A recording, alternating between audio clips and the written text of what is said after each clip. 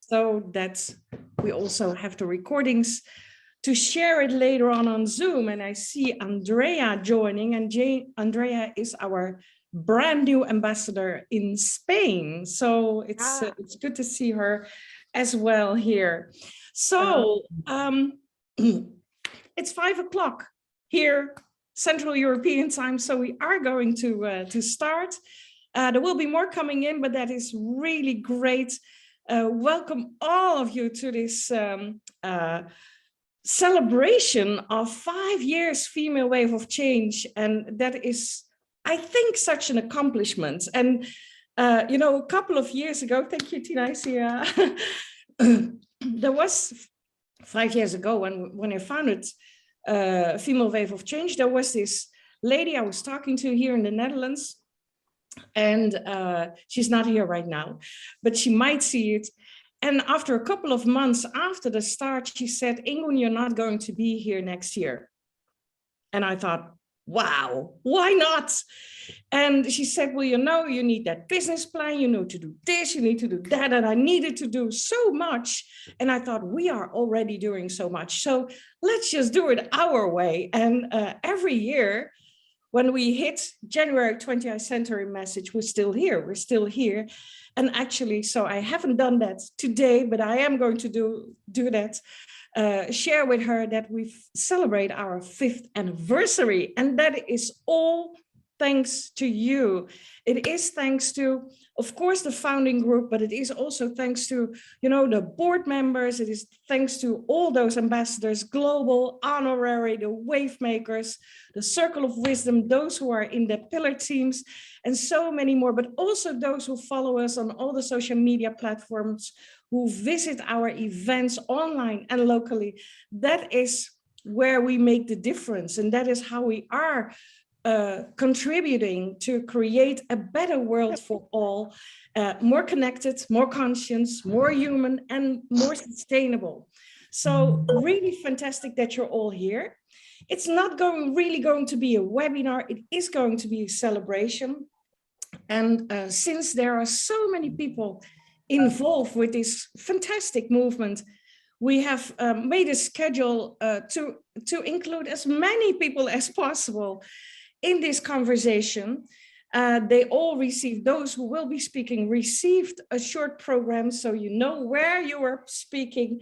Keep it short, because, you know, we want everyone to hear and meet all the others as well. So fantastic part.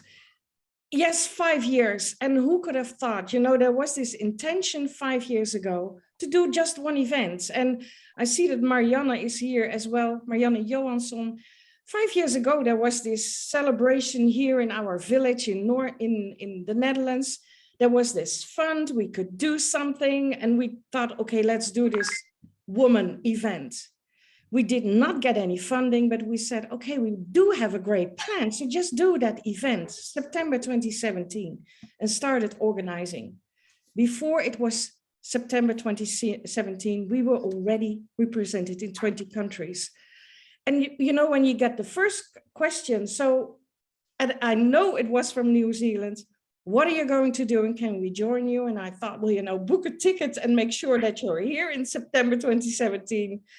But I thought, no, this is not the solution. If she is asking that question, more women are asking that question. So we immediately pulled it online and did all these great events already online before we had the global launch in September 2017. So good to see you here. Marianne was one of the first who was there to start at the start. But since then, there have been so many great women who have contributed. And I really want to start short with our board members and ask them the question, what are you celebrating? And I want to start with Nawal. Nawal, where are you? She lives in Switzerland, originally from Jordan, and has joined our board, I think now 2 years ago. Yes. Hello, Ingun. Hello, lovely ladies and gentlemen. I can't see if there are gentlemen among us, but they are always welcome. Thank you all for being here with us. And you know what? I was asking Ingun yesterday, what would you like me to prepare for today? And she said, just talk from the heart. And I'm going to talk from the heart. She asked me to say what I'm celebrating today. And I'm celebrating, you know, my blessings. I'm celebrating my strength and my perseverance that enabled me to survive an extremely hard time, especially last year, and make it stronger, wiser, more confident, I think. I want to celebrate being within this powerful circle of influencers, you, Female Wave of Change. Yes, I am celebrating this with you. Maybe I haven't been for long 5 years, but I have been long enough to know each one of you. I'm celebrating each one of you, ladies and gentlemen, who together we had made a difference to our societies. And most importantly, we made the difference to ourselves, proving a point that we can do something. So this is what I'm celebrating. I'm so happy to be here. I thank each and every one of you for being here with us, and let this wave keep on doing what we are doing, and more, think global and act local. There is so much that is waiting for us to do, and we are gonna do it together. Thank you, and hope we'll enjoy the evening together. Thank you, Noel. Great. And thank you for your commitment to this organization. And, you know, a board at Female Wave of Change, believe me, is not something that just looks nice on your resume. This is hard work. So ladies really put hard work in there to make change happen. Renee, almost 4 years, Female Wave of Change. Yeah, well, I'll keep it short indeed. I celebrate all you women, because I don't see the men right now, all you women that make Female Wave of Change happen the past 5 years. I celebrate the more than 80 alumni in Women Leading in Change. And I celebrate the more than 30 teachers that always, you know, dedicatedly spend their time and share their wisdom. And above all, also, I want to celebrate you, Ingun, as the founder and the one who always keeps her wits up and her positive energy up and strengthens us all the way. That's my celebration today. Thank you, Renee. Well, we're still not there. There is so much to do. So there's no other, you know, way to move forward. Lumka, where are you? Lumka from South Africa. Yes. Hello, everyone. Such an exciting day.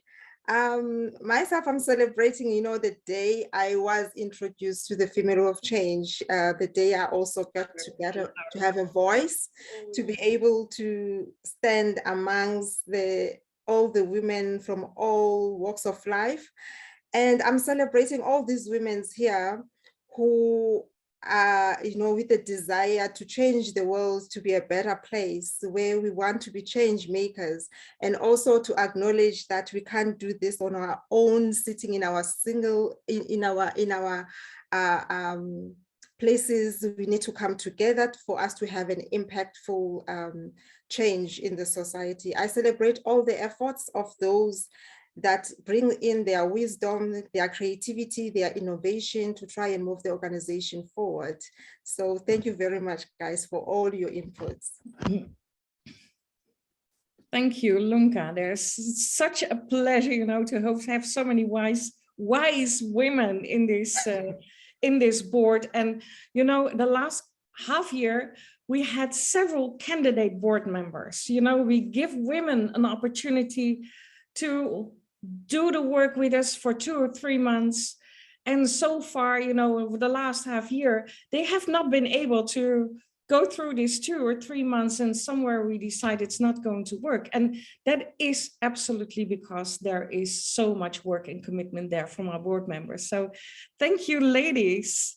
So it is about past, present, and future. And what I really would like to do is to start with a group that is very important for an organization like Female Wave of Change. And that is our group of global ambassadors and one honorary ambassador, Tina. And I like to talk with them to start with. And most of them have been there from the start. And that is so fantastic, because if I talk back about, you know, the launch September 17, 2017, that was the huge event in the Netherlands. Bonnie was there, Jane was there, Tina was there on screen, but she was there. So it's really fantastic to see that they're still here, and that is really wonderful. I'm going to ask you the first question. So ladies, Tina, Bonnie, Bizila, Jane, Saskia, if you, yes, Saskia, of course, as well, been there from the start, was there one of the speakers at the launching event. So I'm going to start with, well, Bonnie, what was for you the most important reason to join Female Wave of Change 5 years ago? Thank you, Ingun. The most important reason for me was, in fact, you. Because you and I had met years before. We were both launching symbiotic visions at the same time. And it was clear to me that working together in parallel ways was going to make a tremendous difference to the women of the world. So it really was this belief in the future of women being brought together in a global community. Mm-hmm. And I would say that is one of the greatest powers of Female Wave of Change. It is the community.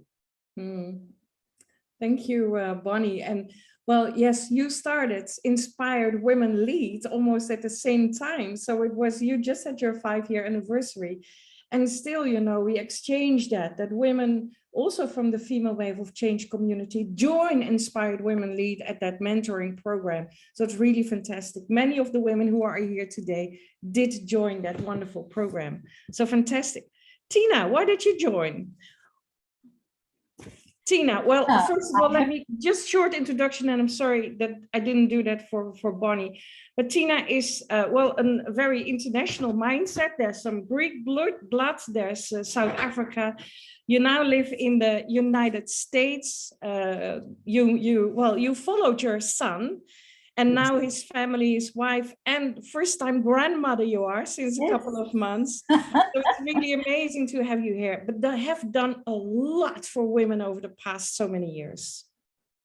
Absolutely, and you know, it's just such an honor to be with women, because we are different, but we hold up half the sky, you know. And the reason that I joined really was because of you, Ingun. You know, I always say that, you know, any organization has to have 3 things.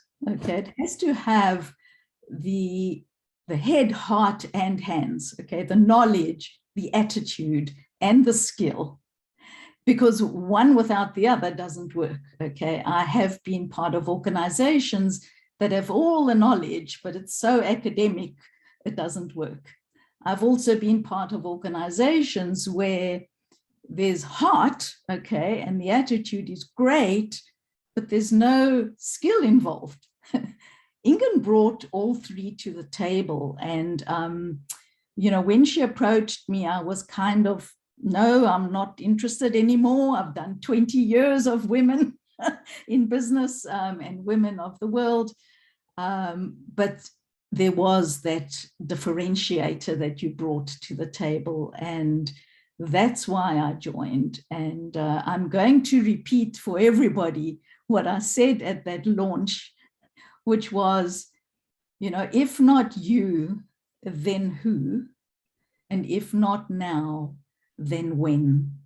So please, let's bring more and more women on board, because we have the power to make the change that we need in the world. Mm-hmm. Yes, thank you. Those were very powerful words that you did at that global launch in the Netherlands at that time. And I asked you also to repeat it, because this is what it is all about. You know, we need more women. So we need, if everyone just brings in just a couple of women extra, because that is the drop in the ocean that creates that wave of change. Thank you, Tina.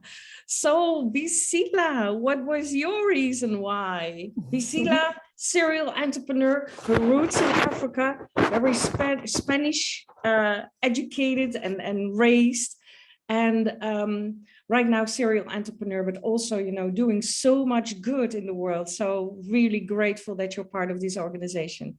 Bisila, where are you? I'm in New York right now. Hi, Tina. Well, first of all, thank you so much for inviting me as Bonnie and as Tina. I have to say that the reason why I joined it was you. I remember exactly the first conversation that we had that was in Germany, just passing by, but it was so seductive and so amazing, your energy, that even though that I had so much in my plate at that time, and I still do. Still, yeah. I'm very committed to your mission and purpose. I think just to tell you a story, because it was very interesting that yesterday I was speaking with a young girl who was in one of the encounters of Female Wave of Change, and she told me how much this changed her life. Her name is Josefina, and she said that the program for mentorship was essential for her life. Now she's a mother. When she started, she wasn't. And just being with this amazing wave of women has helped her to really kind of just jiggling all the hats that she has to wear at the right time. And I think this source of inspirations is so beautiful. And it was just coincidence that yesterday we have a conversation and she mentioned that. And I said, you know what, I'm going to share this story because I think that what you do is also inspiring to the new generations. They don't have to go through the same hard roads that some of us we went. And I think that just for that reason, it makes for me all the sense. So I'm very grateful for you and for all of you that I have the opportunity to share. And for me, it has been an amazing journey that I want to continue to do with you. Thank you. Thank you very much, Bisila. I'll come back to you in a couple of minutes. So first go to Saskia. Saskia Harkema, also, well, very much a scientist and a humanitarian, very important, also joined us at the beginning. You know, she didn't really have a choice. We have been longtime friends and picked up a couple of years ago after we lost track for quite some time. But she was also there from the beginning and at the launch in the Netherlands. So love to hear from you, Saskia. Where are you? What was your reason why? And don't tell that it was just me. There must be another reason. I will start with a short story and then I will get to the heart of it. I was in a small village in the south of the Netherlands. It's called the White Village. It's called Torren. And I even texted Ingun when I was there. And one of the amazing things of this small village is that it was a mini state and it was governed 850 years by women in peace. And you could say it collapsed, this mini state, because of wars and conflicts caused by men. But I remember being there and I texted Ingun. I said, look, it is possible that women take the lead in trying to create a space in this case where there is peace, where people are collaborating, where there is solidarity, and where good things happen. So for me, this is a very important reason to be part of Female Wave of Change.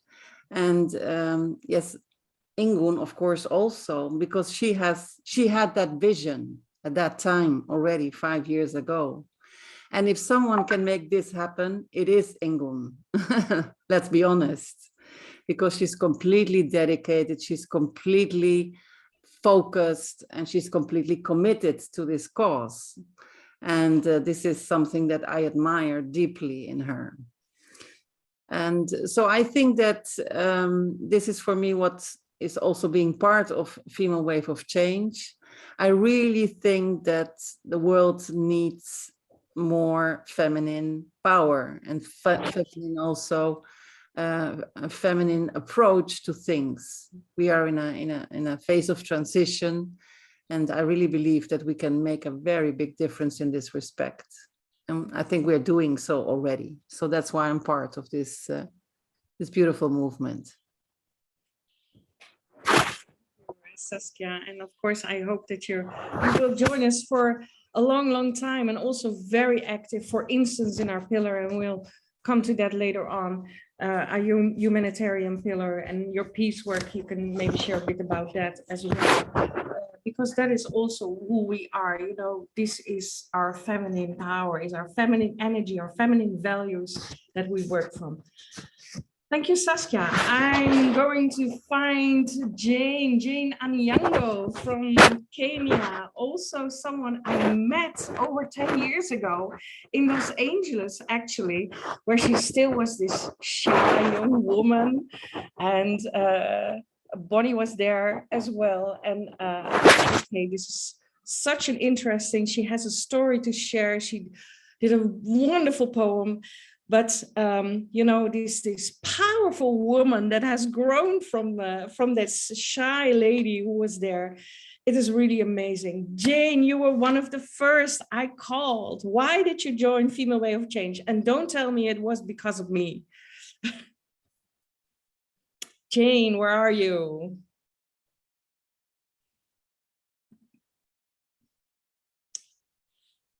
Jane, I know you were there, but I don't see you right now. Okay, so maybe we'll pick up. It is Kenya, so it might be that the connection was, it disappeared. It will come back again. So if you see her, please notify me. We're going to the next question for these four and beautiful ladies. What is the biggest challenge for women right now? Tina. It definitely is staying power, grit.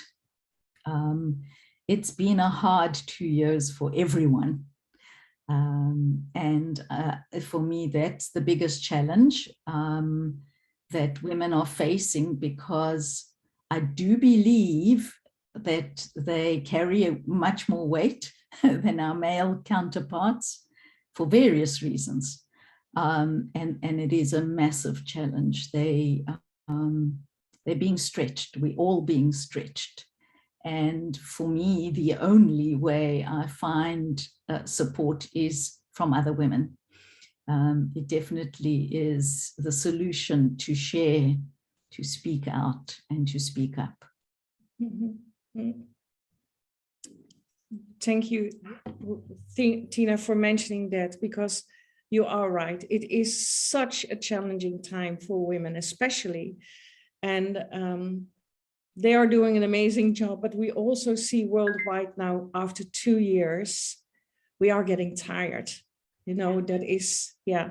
So it is so important now more than ever to support each other and to be there for each other. And yeah, well, anyhow, thank you. Priscilla, what is the biggest challenge for women right now, worldwide? Well, I think that for a lot of women to stay in the table, because it has been extremely difficult to be in the table, but with all of the situations that are facing right now, even if you arrive, to stay and maintain yourself in the table is a huge challenge also right now. So it's not only to get there, it's to maintain your position in the table, to stay in that power and to bring the female energy in business, in politics, everywhere. So I think it's a huge challenge, and we only could do it together. We only could start from here with that support, with that inspiration. And sometimes when it's getting too tough, to just have someone who said, keep going. It is okay to be vulnerable. It is okay to be tired. It's okay to feel. So I think it's important that all of these qualities and capabilities that we bring in the table like a woman, that we are able to do it with grace. I love that, with grace. Yeah, absolutely. And of course, you do a lot of work in, you know, in business and you know, also in the Western part of the world, but you also do a lot of beautiful projects in on the African continent. And I can imagine that you see different challenges there.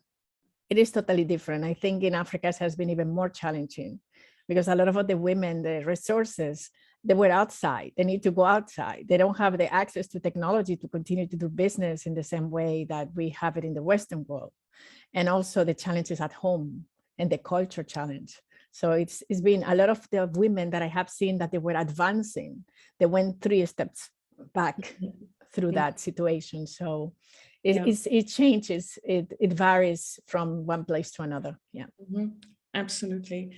And I do believe that, again, we have to reach out to those. And that is also why Female Wave of Change is focusing more on local, what is happening there, than only focusing on global, because, you know, we can think of a lot of things, what we should be doing, but we really have to do it. And that is only happening local. So thank you, Bisila. Bonnie, what is the biggest challenge? To me, one of the greatest challenges is to accept the challenge, to continue to realize that we are the key players for that challenge. If our world is going to survive with, I would say from all aspects, it's going to be the women. And I would say one of the greatest challenges behind that is realizing that we are worthy. We are meant to do this. As some of you know, I've done quite a bit of primary research around this topic of feeling that you deserve to be a leader, feeling that you are worthy to be a leader, not trying to second guess yourself all the time. And this is something that is real at all levels of leadership. The former Prime Minister of Australia has said this. The former President of Ireland has said this. You need to have this sisterhood behind you, which has been mentioned by 2 of my sisters here, in order to have this courage to move forward. Because we bring something so special, which is the global approach, this holistic approach to what we do. And not only are we worthy, but we are necessary. The world is calling us. And to me, the greatest challenge is to meet that challenge. The world is calling us. Wow. Wow. Such powerful words. Absolutely. Well, Bonnie, thank you. Thank you very much. And I know you have also been involved with women empowerment and women leadership such a long time. And your wisdom is so appreciated in our organization. So thank you for that. Also, your role in Women Leading in Change. We'll come back to that as well.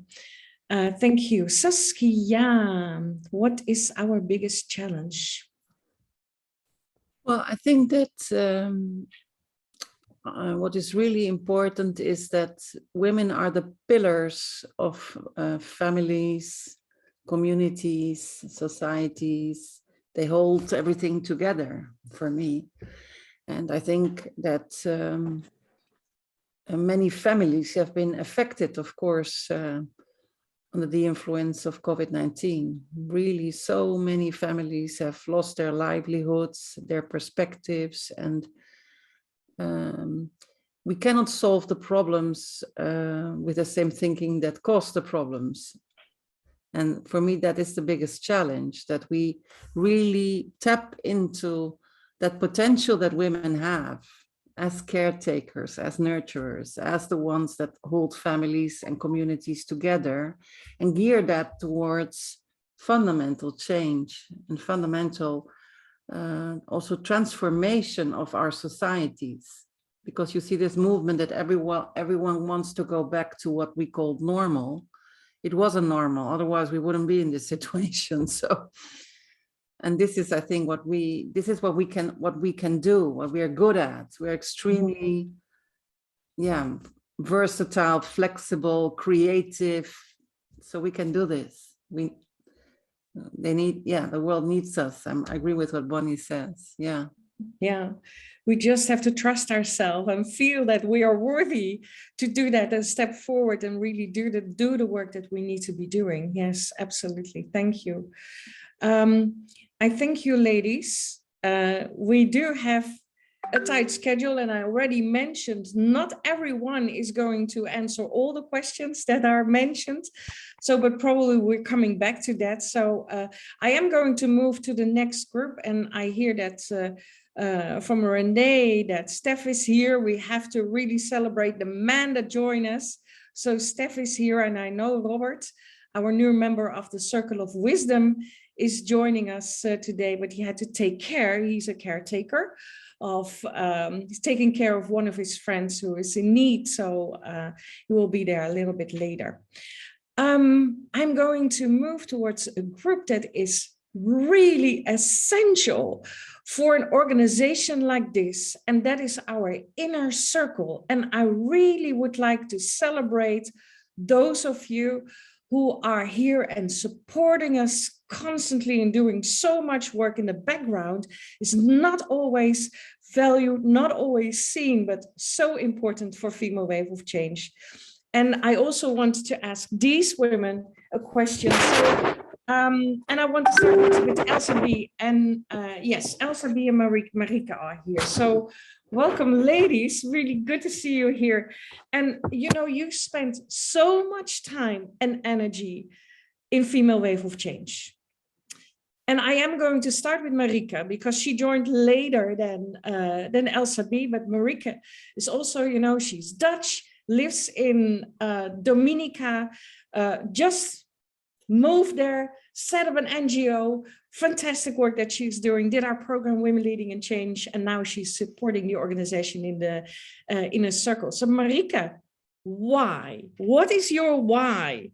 Why do you give so much time, energy to this wonderful movement? Where? Yes, I see you. Yes. I see a lot of parallels with the work I do. I work to empower young children, boys and girls, in primary school age. And I think that's where here locally, I live in a developing country, a very small island with only 60,000 people. And that's where I see we can start to make a shift in whatever is going on in society. And I see that on a bigger scale that Female Wave of Change does that both local and global. And that's my reason why. Mm-hmm. Yeah, but we're very grateful for that. Yes. So, and you know, the foundation that you set up in Dominica, the Breadfruits House, is that the correct name? Yes. Yes. You know, so amazing. And still you do that. And of course you have to find your funding to make that really happen. You're writing, you have a blog. Yes, and I just started because children here are still not back in school since summer. School is still online, which is very challenging because of domestic violence, abuse, neglect, you name it. So I just started to develop an online program for children with a book that I'm writing and narrating myself, that children can do by themselves in a secured online environment. So they feel seen and heard and feel I matter. No matter where I come from, what my last name is, what my address is, I matter and somebody sees me. Yeah, really fantastic and very important work. Thank you, Marika. Thank you, Ingun. I'm going to Elsa B. And she has been there now for 3 years, something like that, a long time. And, you know, she is putting so many hours in this wonderful movement. So, Elsa B, why? What is your why? Hello, everyone. Okay, you know, working in retail all my life, it's always been my pleasure. And it's the thing that I love, to serve others and to help others. I love serving people. I love seeing people happy when I'm done with them. That sounds bad, but you know what I mean. And I've always wanted to make a difference. Being a woman myself, I could see when I was working in retail, the prejudices against females and the long road that we still have to go to get there. And when I had the opportunity to join Female Wave of Change, I thought, you know what better way to start making a bigger difference than join a community of like-minded women that feel the same as I, that has the same goals as I do. And collectively, we can make so much more of a difference. Yes, every single one can make a difference, and every small difference helps, but collectively, we can just make a bigger difference. And that's why I joined Female Wave of Change. Thank you. And you know what I just love seeing is that by now, well, you are also working for me, for my business. So it's not just you do your volunteer work here, but by now there are several women from this organization who have also hired you as a professional VA. And that is just what you love seeing, you know, that also that business part and that income part is going to happen when you dedicate, when you donate your time. So really fantastic. And I really would like all of you to open up your microphones, unmute, and give these ladies a wonderful applause. And please share this also with Nita and Juanita, because this is so. God, you know you're gonna make me cry again. Thank you. Fantastic. We don't do this enough. These women are so important for our organization, and they're doing all the amazing work. And all now with the background, you just ask her, can you make us a background? And then 5 minutes later, it's there. You know, that is the way it works. And, you know, I don't always expect it to be there in 5 minutes, but it is so amazing what happens, what they can do. I like to ask, I'm moving on to someone who has also been there from the beginning, was also a speaker, well, actually a panel leader at our launch event in the Netherlands in 2017. And that is Nienke. And I know that she has to leave soon for all other reasons. But I really want to involve her in this conversation before she has to leave again. So, Nienke, where are you? Here I am, Ingun. Here I am. Good to see you. So, you know, you're also part of other women organizations. And, you know, we've been building bridges between other organizations and Female Wave of Change. What makes Female Wave of Change for you so special? Yeah. I like what Tina said as well. Just also the hands-on things. Just get out of your head and get things on the move, make it happen, and don't forget your heart. So, you know, all these aspects you need, and I think that's represented in women. I've seen many female organizations doing a great job in one way or another. But what I like so much here, and I remember a quote what I shared in the beginning. So I'm not here to test the waters, I'm here to create the waves. So what I mean by that is just, you can dip your toes, yeah, I like it or I don't, and then I'm out.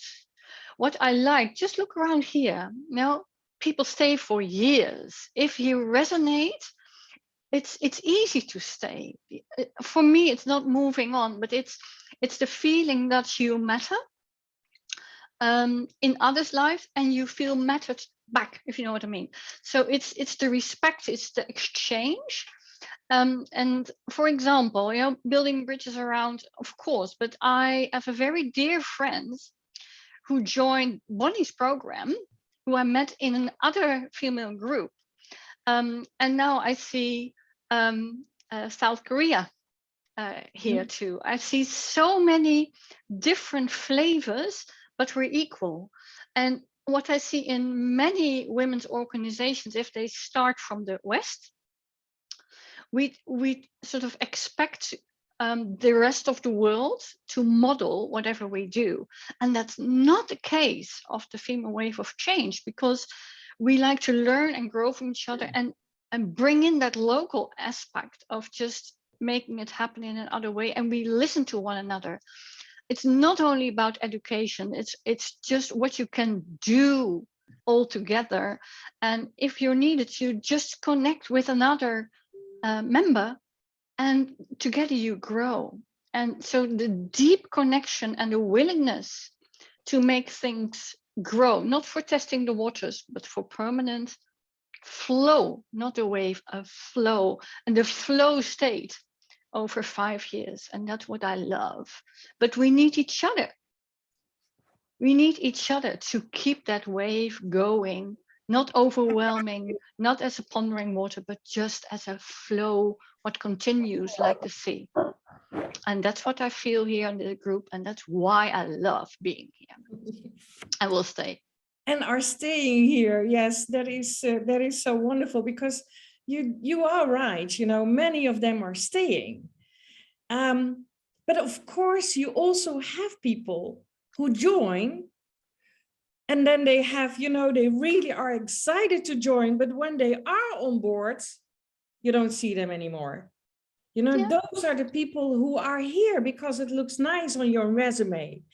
And believe me, the first time I experienced that, I thought, wow, someone wants to be an ambassador, female wave of change, because that looks nice on their resume.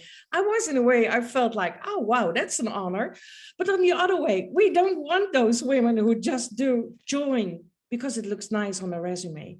Here it is really making change happen, and there's work to be done. And as long as we have not created that better world for all, we're not done. So yes, we want people to join. Yes, we want them to stay, but we also want them to, you know, to really join and act in what we have to be doing. So and if that's not the case, Ingun, there's a natural filter. That is absolutely. And that's all, no judgment. If you like it and you can grow, that's fine. And then if it doesn't fit, just move on instead of clinging on. And absolutely. Yeah. And the other group, and I already want to warn Stephanie, you're after this, so you can prepare the video that you want to show. You know, there's also a group that is leaving because they have built something here, found their roots here, have been building on their businesses, have building on other organizations, and there is this moment that they need to say, you know, I have to make a choice. And someone said, don't you mind that they leave? And I said, you know, it's just like with your kids. You give them roots to come back to, but you give them wings to fly. So if that is what is happening, that is really fantastic. I love to see that. Yeah, if we are just that nest and really give people that the power and the energy and the skills to move on, fantastic, absolutely great. Okay, thank you, Nienke. It was really great having you here, and I know you have to move on. So it's fine, as long as it can stay, I stay. Okay, good, good. So we are moving to a little bit more to the present, and that is also the local organizations. So we have some women from the local organizations. We are going to ask women from the different continents what is happening. But I would like to start with Stephanie, because the Dutch group, so that's Europe, has prepared a short video. Stephanie. Yeah, first I wanted to say thank you to Margaret, who is our ambassador for the Netherlands and couldn't be here because she has some health problems at the moment. But we have prepared something to, let's say, not replace, but as a gift, and to share our thank you and our appreciation of Female Wave of Change. So let me share. I think you should see the screen now. Yes. Yeah, and I will just play the video. It's an honor to be here and to participate in this beautiful event. We organized something for you for this occasion out of gratitude for your vision 5 years ago and taking the initiative to start this movement. Should you have not done that, our lives would have been different. There would have been no Dutch Female Wave of Change community. We would not have met.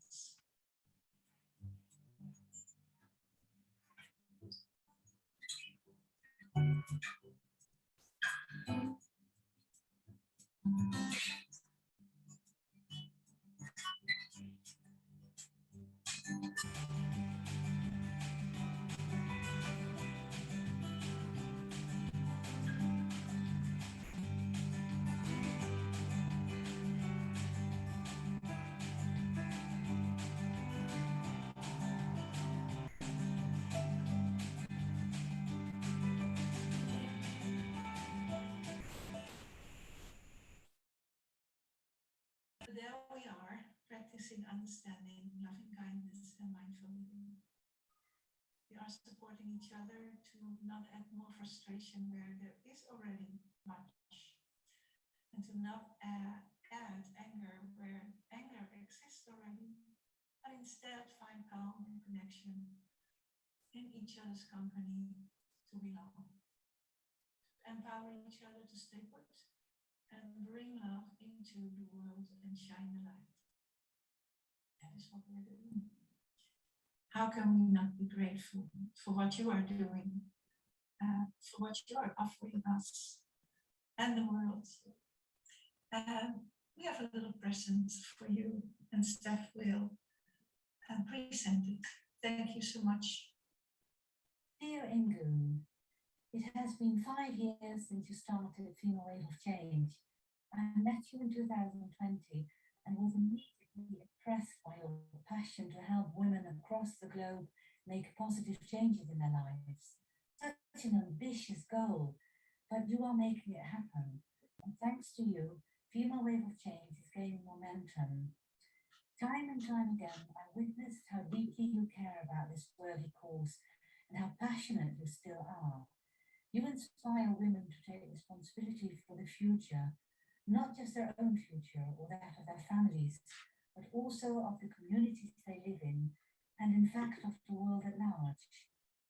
Being part of Female Wave of Change Netherlands has been inspiring for me personally, as I've met like-minded people who, each in their own way, want to make a positive difference to our world.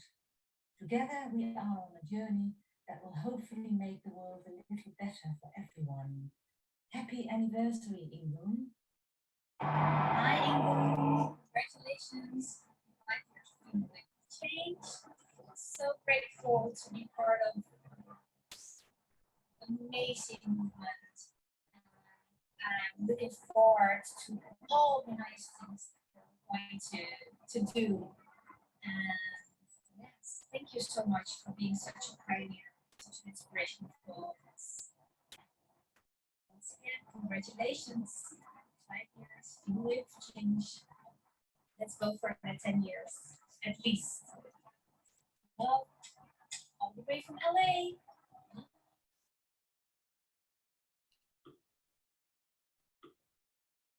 So yeah, so that was our short video. We do have some poems, but we will share to Ingun and maybe later. I know that other people have things to share with you. So thank you very much, Ingun. You made it possible for us to be together as a group and be a family too. So thank you. Myself, yes. So thank you, Stephanie, and the Dutch team. And yes, Margreet is struggling. There's more people in the Dutch team, but also the European team who are struggling with COVID right now. So I wish them all well, and please recover soon. There are some people I would like to ask. So let's start with Tabello, South Africa. You know, also been here for quite some time now and introduced to us by Tina. That was good. That was a very good move. And she was also the leading lady doing the first global conference on location in South Africa. We're already a lot of work that she has been doing. So really grateful for that. So what is the biggest challenge for women facing right now? Tabello, where are you? I'm here. Hello, everybody, and it's so nice to see everyone again. I have to declare I'm so jealous of your Female Wave of Change backgrounds. My laptop just won't play its part. Beautiful. Well done, Elsabe, for putting that together. What a great opportunity to have been part of this organization since 2018, I think. And also having had, the conference that we held here in South Africa. So in terms of the challenges, I think a lot of it has been shared by the other ladies, especially Bisela. But I think two for me that are key is that because of a lot of women being overburdened with, looking after their families and extended families during COVID, there is this challenge that, we're seeing lots of superwoman syndrome situation. And not just from the women themselves, but from everybody in the family that thinks that because I'm working from home, I can still do the work, I can look after the family, I can do the home chores.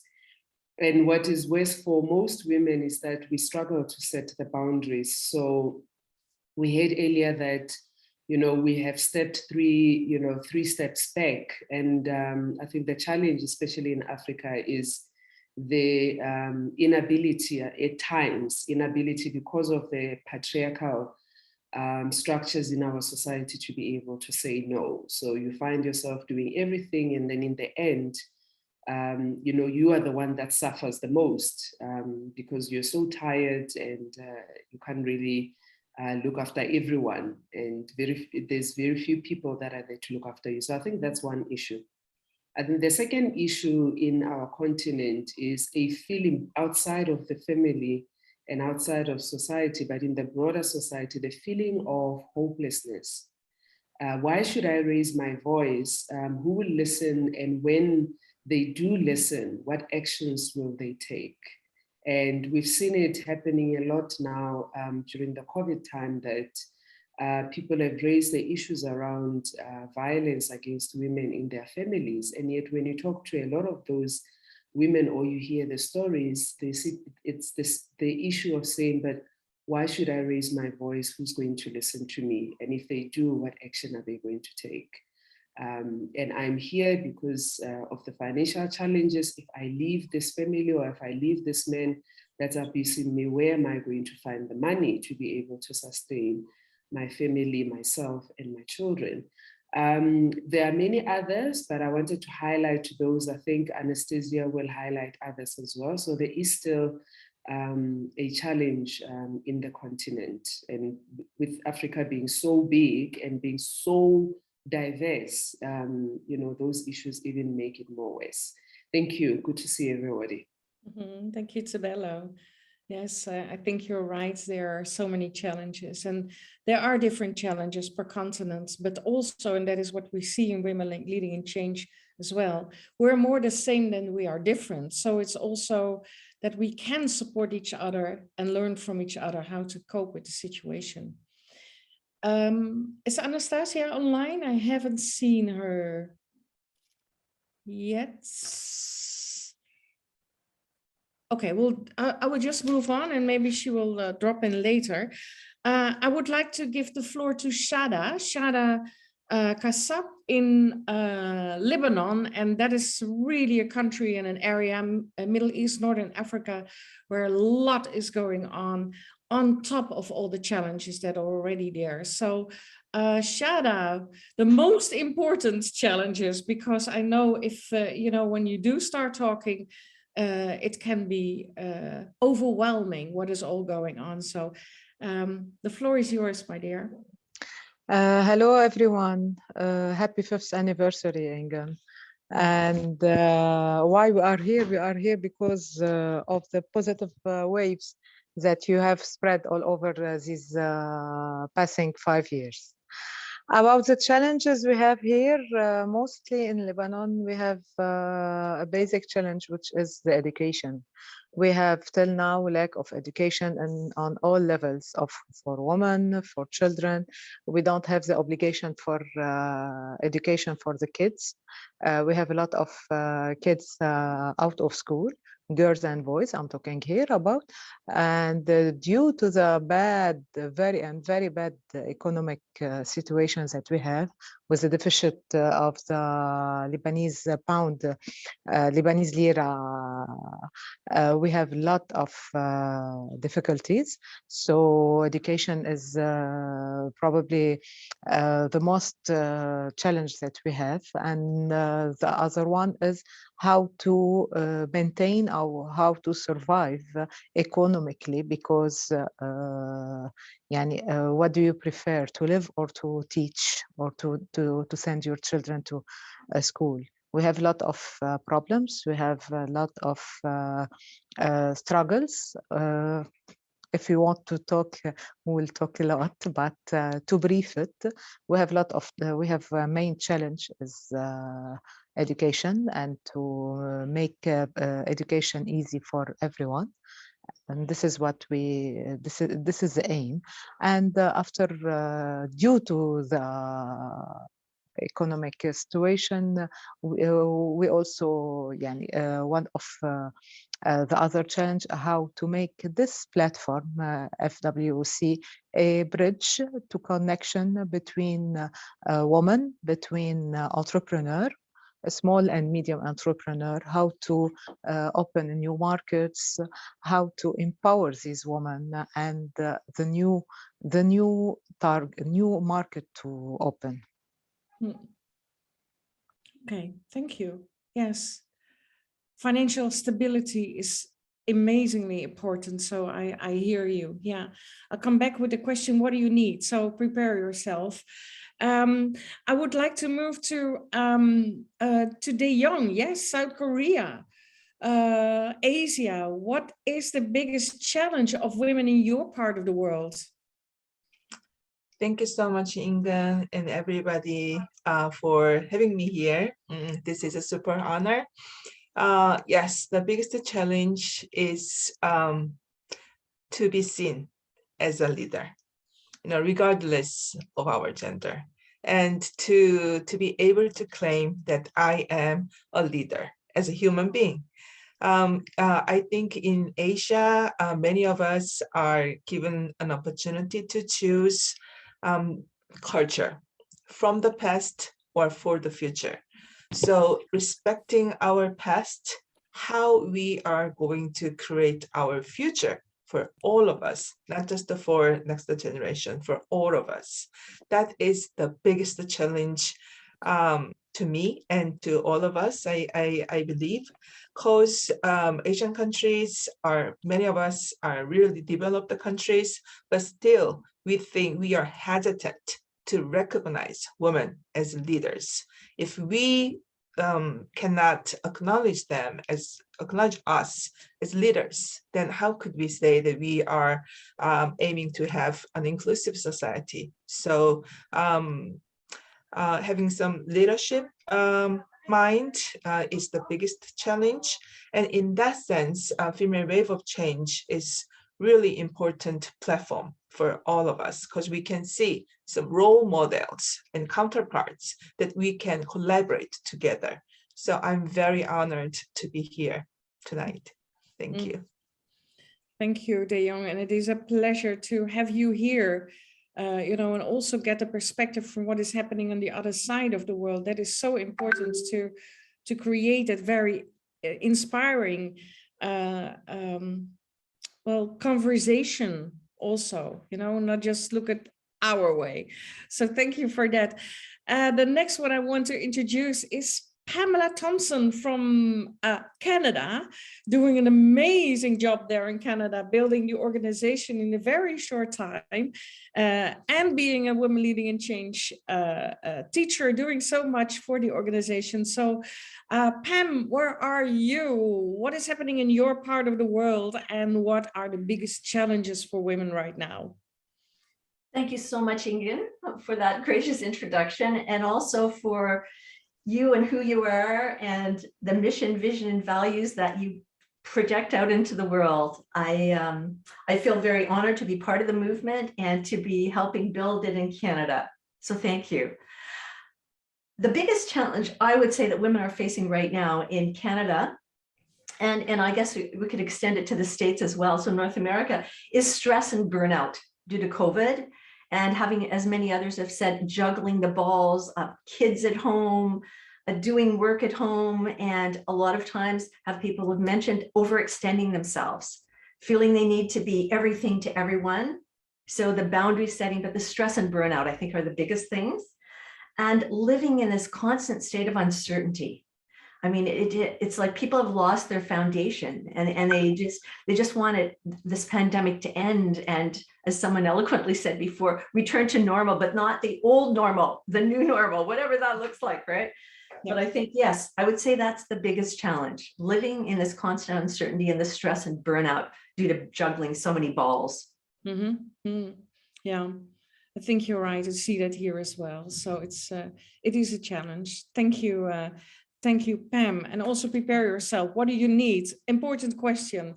So Nilani, you're also here, and Pam and Nilani were also very involved in writing the Dear Global Leader statement of the Female Wave of Change a couple of years ago, when we ended up with COVID on our doorstep and said, well, we really need to act now. We really need to make a statement. And Pam and Nilani were involved in making that statement. That was really fantastic. Fantastic effort of us, well, all of us, to make change happen, because we have to move towards that world that we feel comfortable in, you know, to really reshape the future. Nilani, you're in Sri Lanka, and your part of the world, what is happening? What are the biggest challenges of women right now? Yeah, first of all, thank you, Ingun, for inviting me to be here today. I feel honored to be here. And also, congratulations to you and also to all of us who are part of this great movement. So all the best to you ladies for a great year ahead. Yeah, so in my part of the world, if I say the biggest challenge we see is that women are not, women are not adequately supported to be there, to achieve their full potential. So there are various disturbances that come up, and they get distracted. So much more can be done to give them more support. To give an example, actually the female population, from our total, the population of the country, we are more than half of the population, so 51% basically. But if you look at the active labor force, we are less than 35%. So you do your math and see where we are and why I'm saying this. So there is huge potential, but they need to be given a hand. So they need to be supported for this, so that they could go forward to achieve their fullest potential. And the second one I would say is for them to have a voice, because I think, was it Bello or someone mentioned that as well. Culturally, women tend to take in a lot. They go through a lot actually without showing anything to anybody outside there.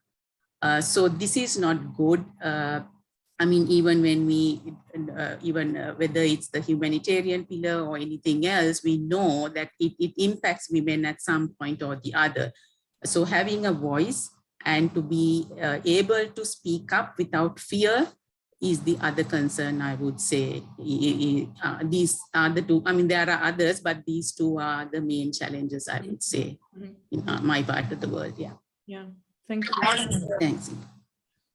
I think not only your part of the world, because this is for more areas, absolutely, maybe even all parts of the world. So thank you for that.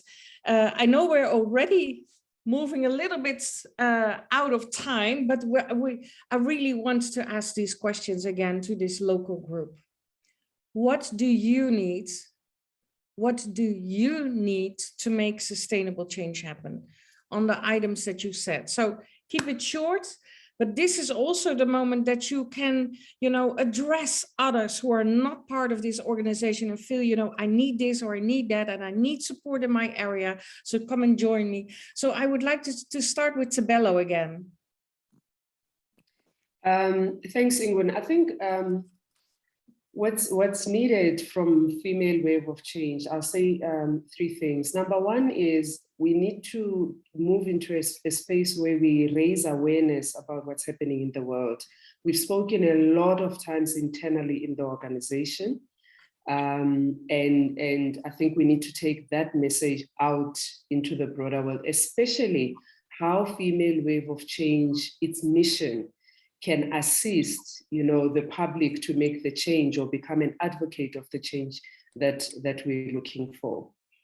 We've spoken about in the past creating partnerships with other organizations, You know, just as an example, in Africa, we have the Africa Women in Business. And when one gets involved or participates, gets invited to participate in those organizations, you start sitting and saying, hey, there are so many other women in Africa that we know that could, you know, gain value from partnering, but can we do it from an organizational level? And thirdly, in Africa, it's been said a number of times, and I don't know if we'll ever be able to find the answer to this, but we want to have as many local organizations in our continent, and the lack of funding for the countries to be able to create their own chapters. That I think is just going to be something that's you know, staying with us for a while. And lastly, we know that a lot of these women run their own small businesses,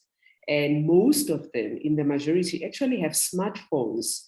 And for those that are in the technology space, how do we help them to access other services and networks and business opportunities so that they see that the products and services that they produce locally do end up on a global level?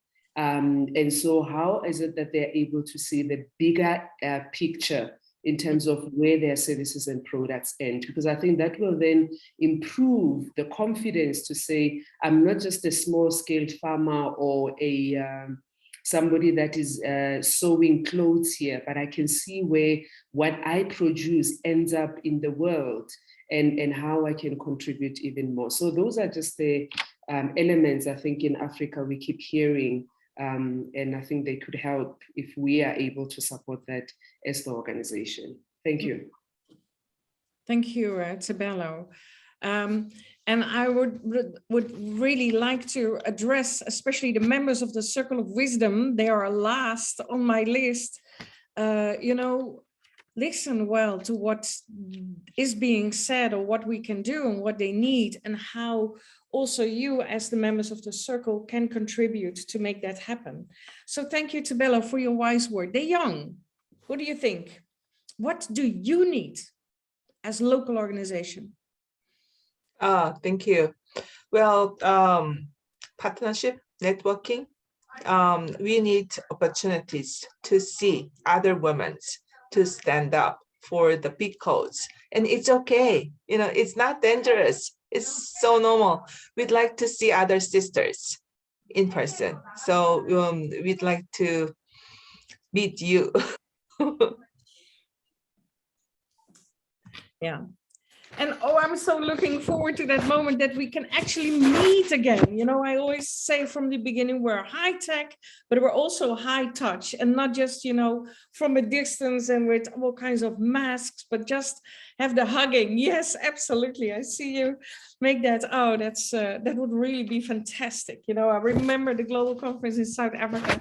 You know, you're just holding each other. That is so important.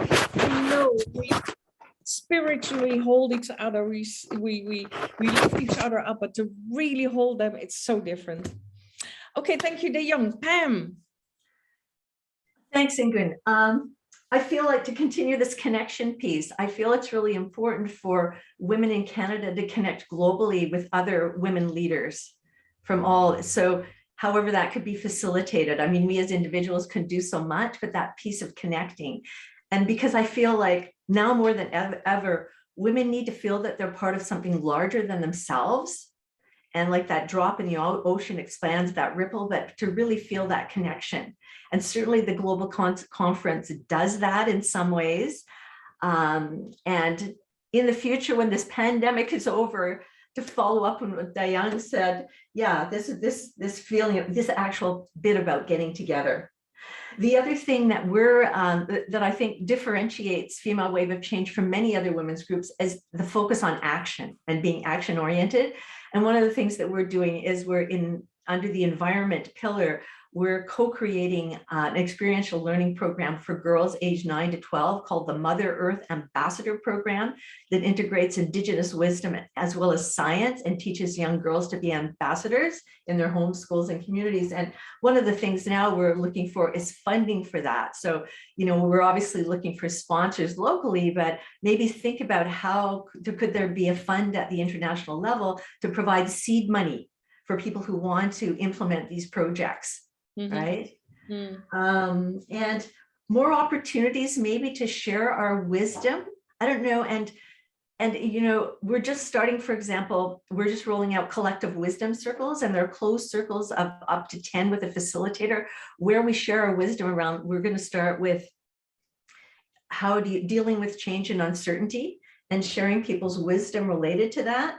And maybe it might be kind of fun to try something at the international level around some thematic area. And because there is so much wisdom in this group, and not to make a lot of work, put it out there, have a small circle and have it go maybe 3 times for an hour and a half or 3, or even twice or once, who knows, but just to invite a few people to build on this and share the wisdom around thematic areas.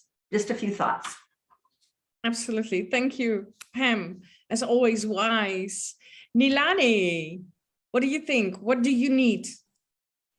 Yeah, Ingun. So we have a huge advantage because we are a global movement and we are represented by a highly diverse group, talented and skilled women. So to facilitate support networks and also for mentorship and to empower women, because women are actually the largest untapped reservoir of talent. And when you empower women, you empower families, communities, countries, and also then the world thrives. So I really want to, have a very active engagement to create empowerment programs in the country. Thank you.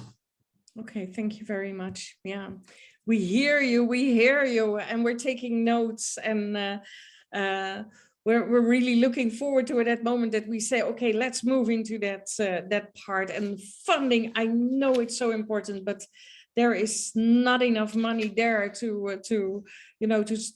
share it with everyone. But I love to think in abundance, and that there is so much, and that we can really attract it to bring it to Female Wave of Change and support all these beautiful projects. Okay, thank you, Nilani. Shada, what do you need? What do we need? We need bridge to connect with others, to spread the market, to make, to highlight this business of the woman, to make a big market, to highlight on big markets. So it can be a platform. I don't know, maybe we can connect with other and from Africa, from Europe, the ladies from USA, but we need to expand in the region and to have this wide range of contact so we can use it for the service of a young entrepreneur, woman entrepreneur. Thank you. And I hope the economics team is listening. We will hear from them in a while. So that can be a great project, that's that might work. I can't hear you, Ingun. I'm sorry?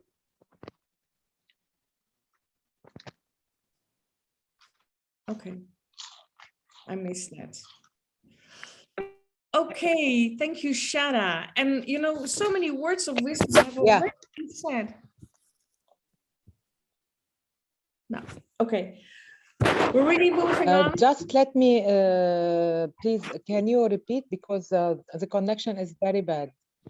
Okay, I just shared that I think the economics team is listening, and I already saw some of them nod that this would really be a great project, also because we do have a lot of entrepreneurs here in this and business owners in this organization. So it would be great to share that. Thank you, Shada. So we're really moving on. It's as there is still so much on the program, and looking towards the future.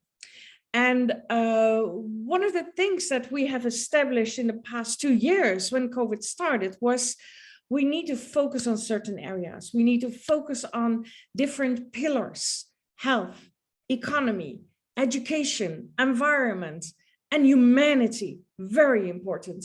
And these pillar teams have grown over the past years and done an amazing amount of work. But it's also important that the work that is being done in these pillar teams, that it really, you know, ends up in the end where it's supposed to be, and that is in the local areas, because that is where we do need to do these projects. So yes, we need to develop a strategy, but then we have to act, and acting needs to be done locally. So really, I would like to invite the pillar team leaders to come into action, to join the stage right now. So I know Adriana is in. Are you able to share, or am I going to ask Saskia? Adriana, where are you? She's still here, or is she not? And if not, Saskia, you're the one who is going to take the stage for the humanities. Why is it so important to focus on humanity? I think the humanity is at the core of everything. And I'm really, I don't know where is Adriana now back, because she sent me a message that her connection is really bad. I see her online, but she says her connection is, so yeah. It breaks all the time. So I will just do an attempt.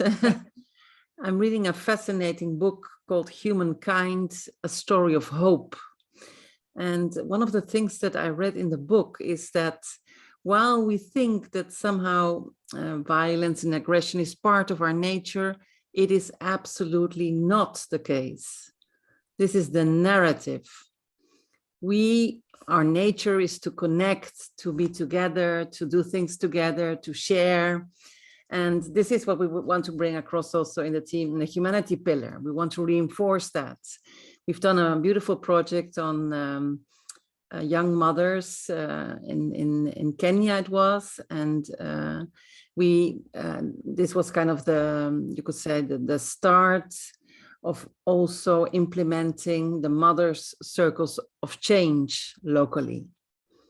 It's something that we already kind of had developed theoretically, this idea of circles of change, but we really want to start implementing it. And so this is the next step that we have in mind of taking as a result of also the event that we organized. Yes, thank you. Thank you, Saskia. And that is something that we did decide when we wanted to start these pillar teams. You know, humanity has to be the core of all our decision making. It is about people, this world. It's not about power, it's not about money. It is about what is happening to the people in that area, what is happening to us. How can you make sure that whatever you're doing, it benefits not only our generation, but always talk about the next 7 generations, because you want them to have a great world as well, to experience that wonderful world and Mother Earth. So humanity is amazingly important. And I'm really looking forward to see more projects really move into the local areas. So the next one I would like to ask, because, you know, humanity is something that is intertwined with economics, with education, with all the other pillars that we have. So they are being led by also that humanity thinking.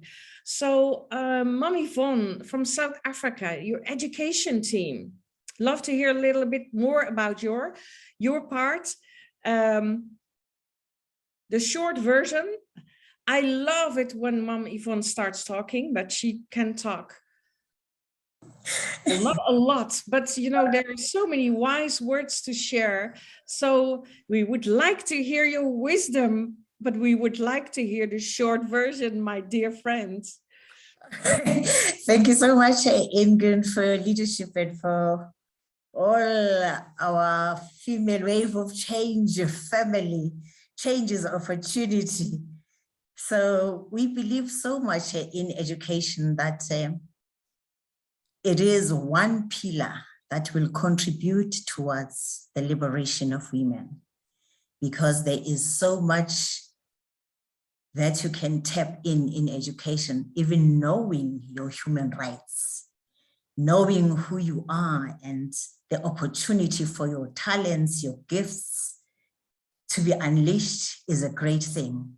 So the education team really believes that if you empower women, if you educate women, you actually enriching the whole world and everybody else. And women, I think we have said it so many times this evening that women are nurturers, they incubate life.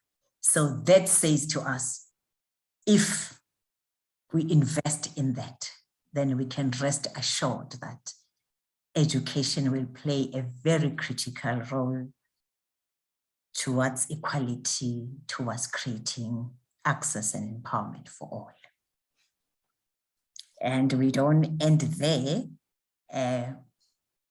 We actually practice what we preach. You have seen in the Women Leading in Change program, how women have transformed there, knowing themselves, discovering who they are, being self-aware, but even bigger, taking responsibility and accountability to lead their own transformation journey.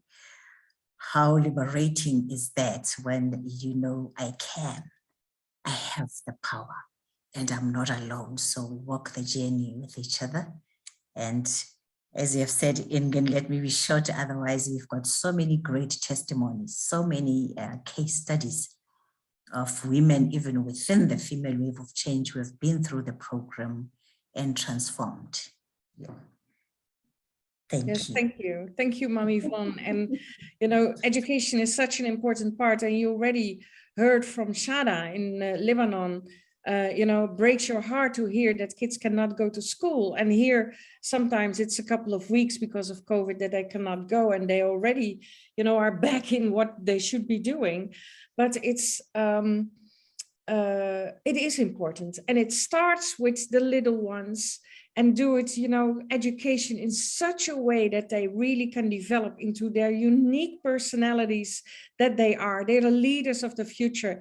We need to protect them. We need to guide them. But also, you know, lifelong learning. It's so important that up to the age of 88, and maybe even longer, we need to keep our brains active. We need to be challenged to take that extra step, and I really do believe that. So Women Leading in Change, we'll talk about it in a couple of minutes, but yes, thank you, Mami Yvonne. There will be more done on education this year, so thank you for that. I'm going to Patty, and Patty is the economics team. Patty from Washington, building a great organization with all your passion and enthusiasm, but also leading the economics team. Thank you, Ingram, and thank you so much for having me here. But you took most a lot of my speech already when you were talking about the education and about humanity. What really is important with the economics team is we used to have, I know here, there was a big taboo, you don't talk about your money. And number two, if you're interested in money, you're business interested, you're not interested in humanity. You know, you cut throat, and it was all that with business.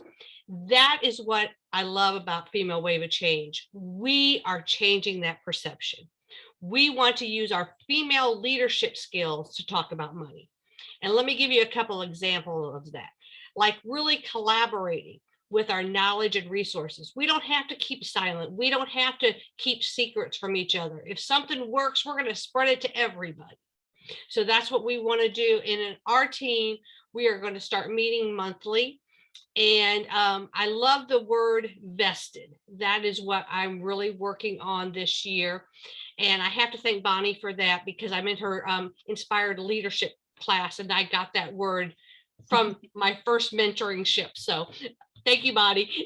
But I do want to say that we want to be vested. We want to have a team that meets every month And in the last 15 minutes of the team, we're going to really talk about each other and how everybody is doing, because it is not a business. We are all human beings, and we have to be devoted, and we need to know each other, and we need to show that we care about each other. So we are going to do some great things. We want to do a resource guide for finances and stuff like that to help globally.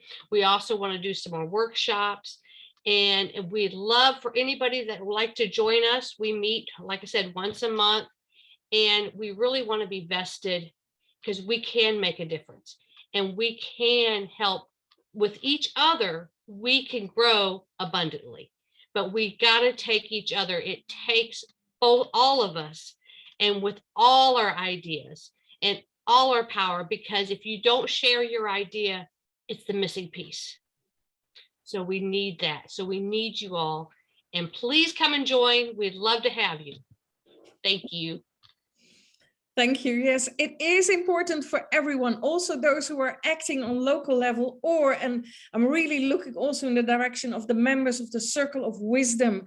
Your wisdom is needed in these pillar teams. So please join them, if at least one of them, because it is important. And Patty, I know, and Nilani is here, and Gita is here, very strong women you have on your team.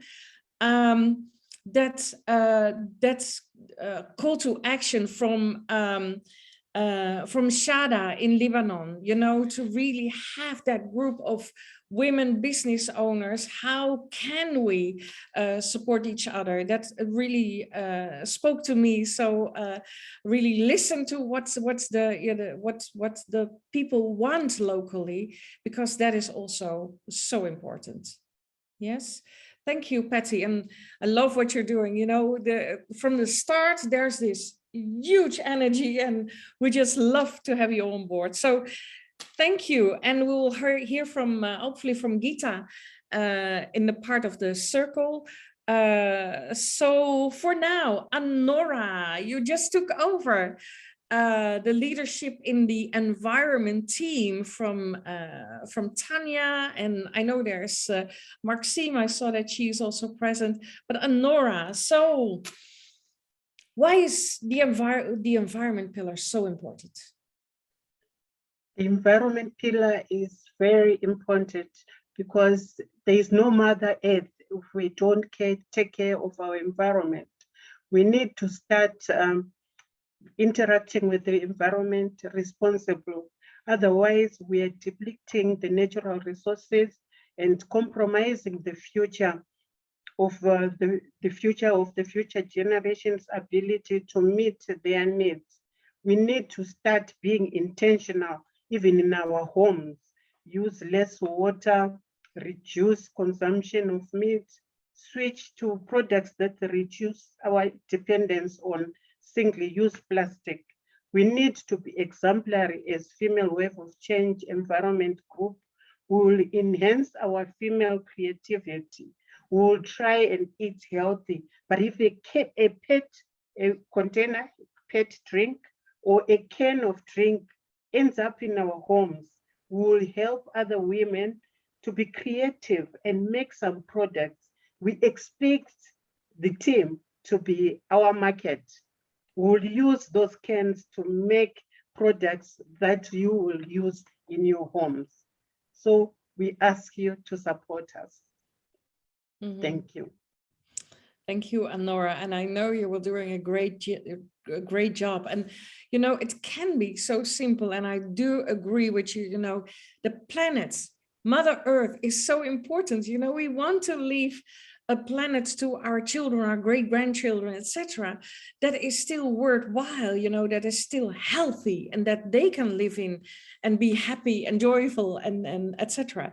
So and sometimes it can be simple, you know. I'm strange, you know, really watch what you're buying. I'm wearing a coat now that is made of plastic bottles. You know, I have a handbag that is made of, you know, that is created of something else. It is there is more and more products that are being made of in a way that you feel like, well, at least, of course, we didn't need those plastic bottles, but now they are reused, and that is really good. But I'm really looking forward. Last year, the Earth Month, the month of April, was really a great month for everything the environment team was doing. So really looking forward to see everything that is that we can do again in April, and to save our planet and really be able to hand it over to the next generation. So thank you, Anora. And then last, our team of our health team. And I don't know if Helenique is here, and otherwise it is Lunka, Dr. Lunka, South Africa. Yes, I don't see Helenique. I'll take this one. So we've saved the best for last, the health team. We can have all our plans, our dreams, and plans to fulfill our purposes, plans to realize our dreams, but ill health can disrupt all that, refocus us away from our purpose and take away our dreams. And it's unfortunate that most of the time, it's one of the things that's just taken for granted until you lose it.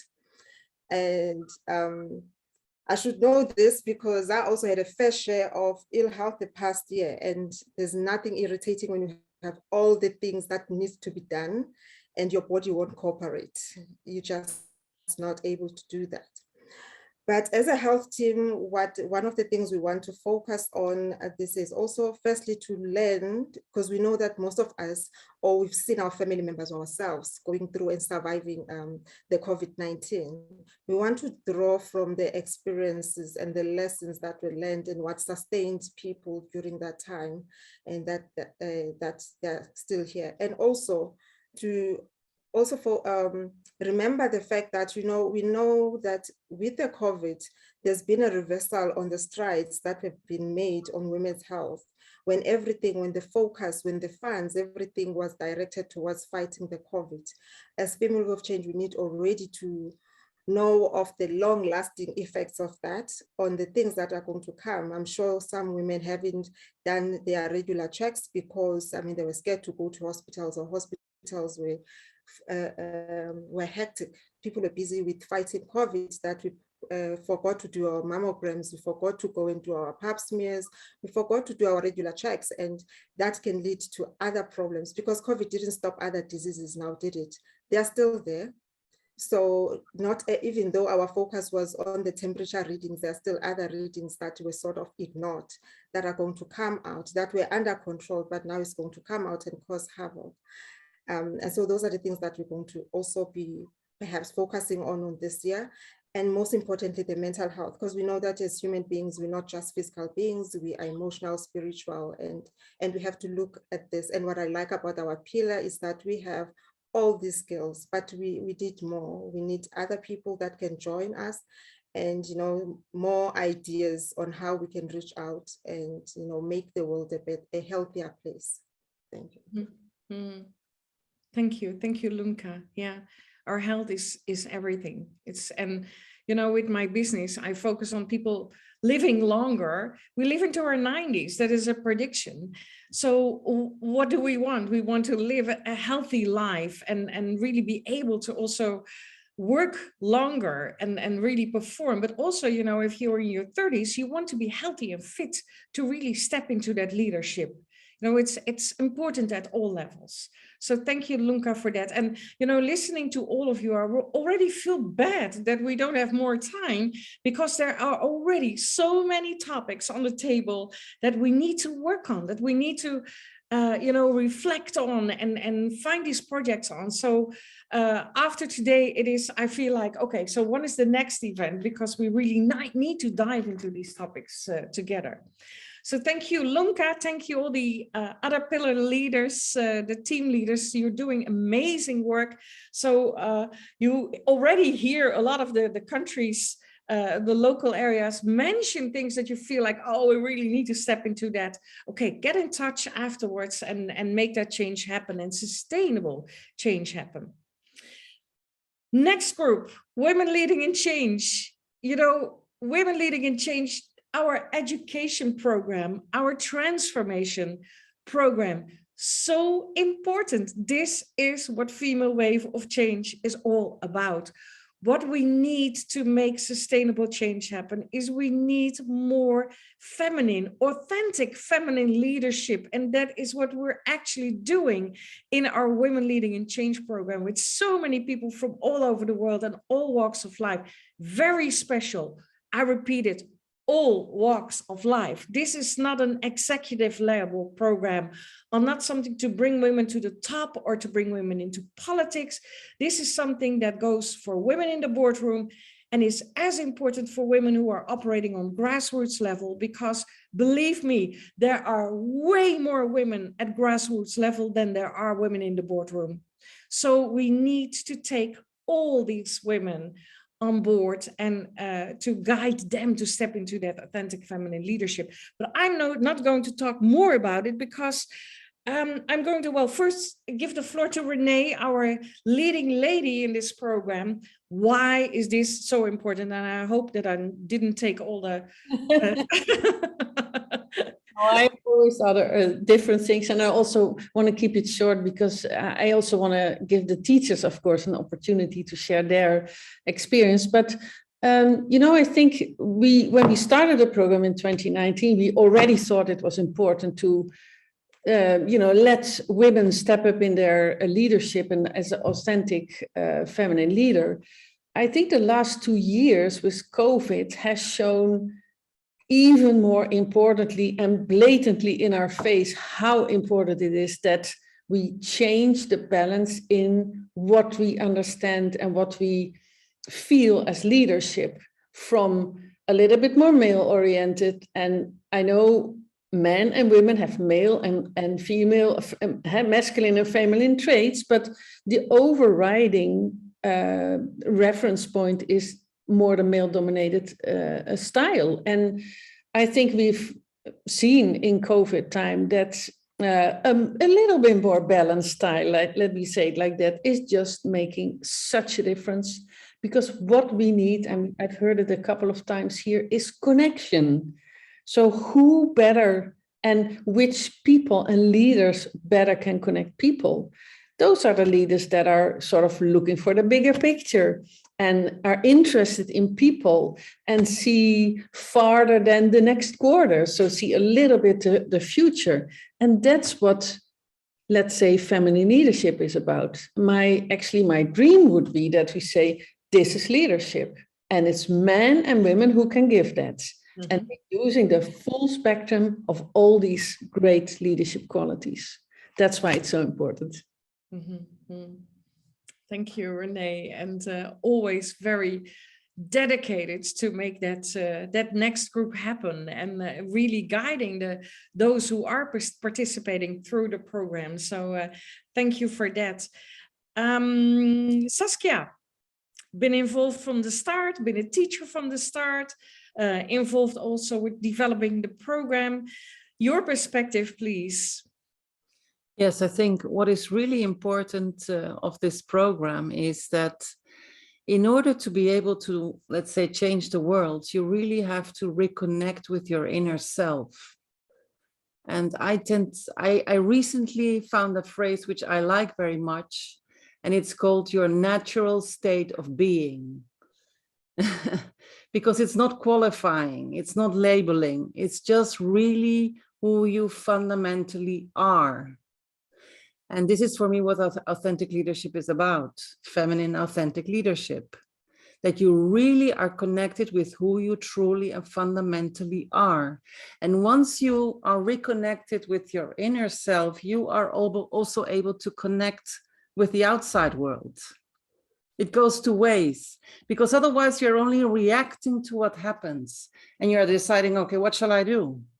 But if you are reconnected and connected with yourself, and this is what we do, Mom Yvonne and me, with the Tree of Life, then you can decide not only what is important to me, yes or no, but above all, you can decide, what can I do about it?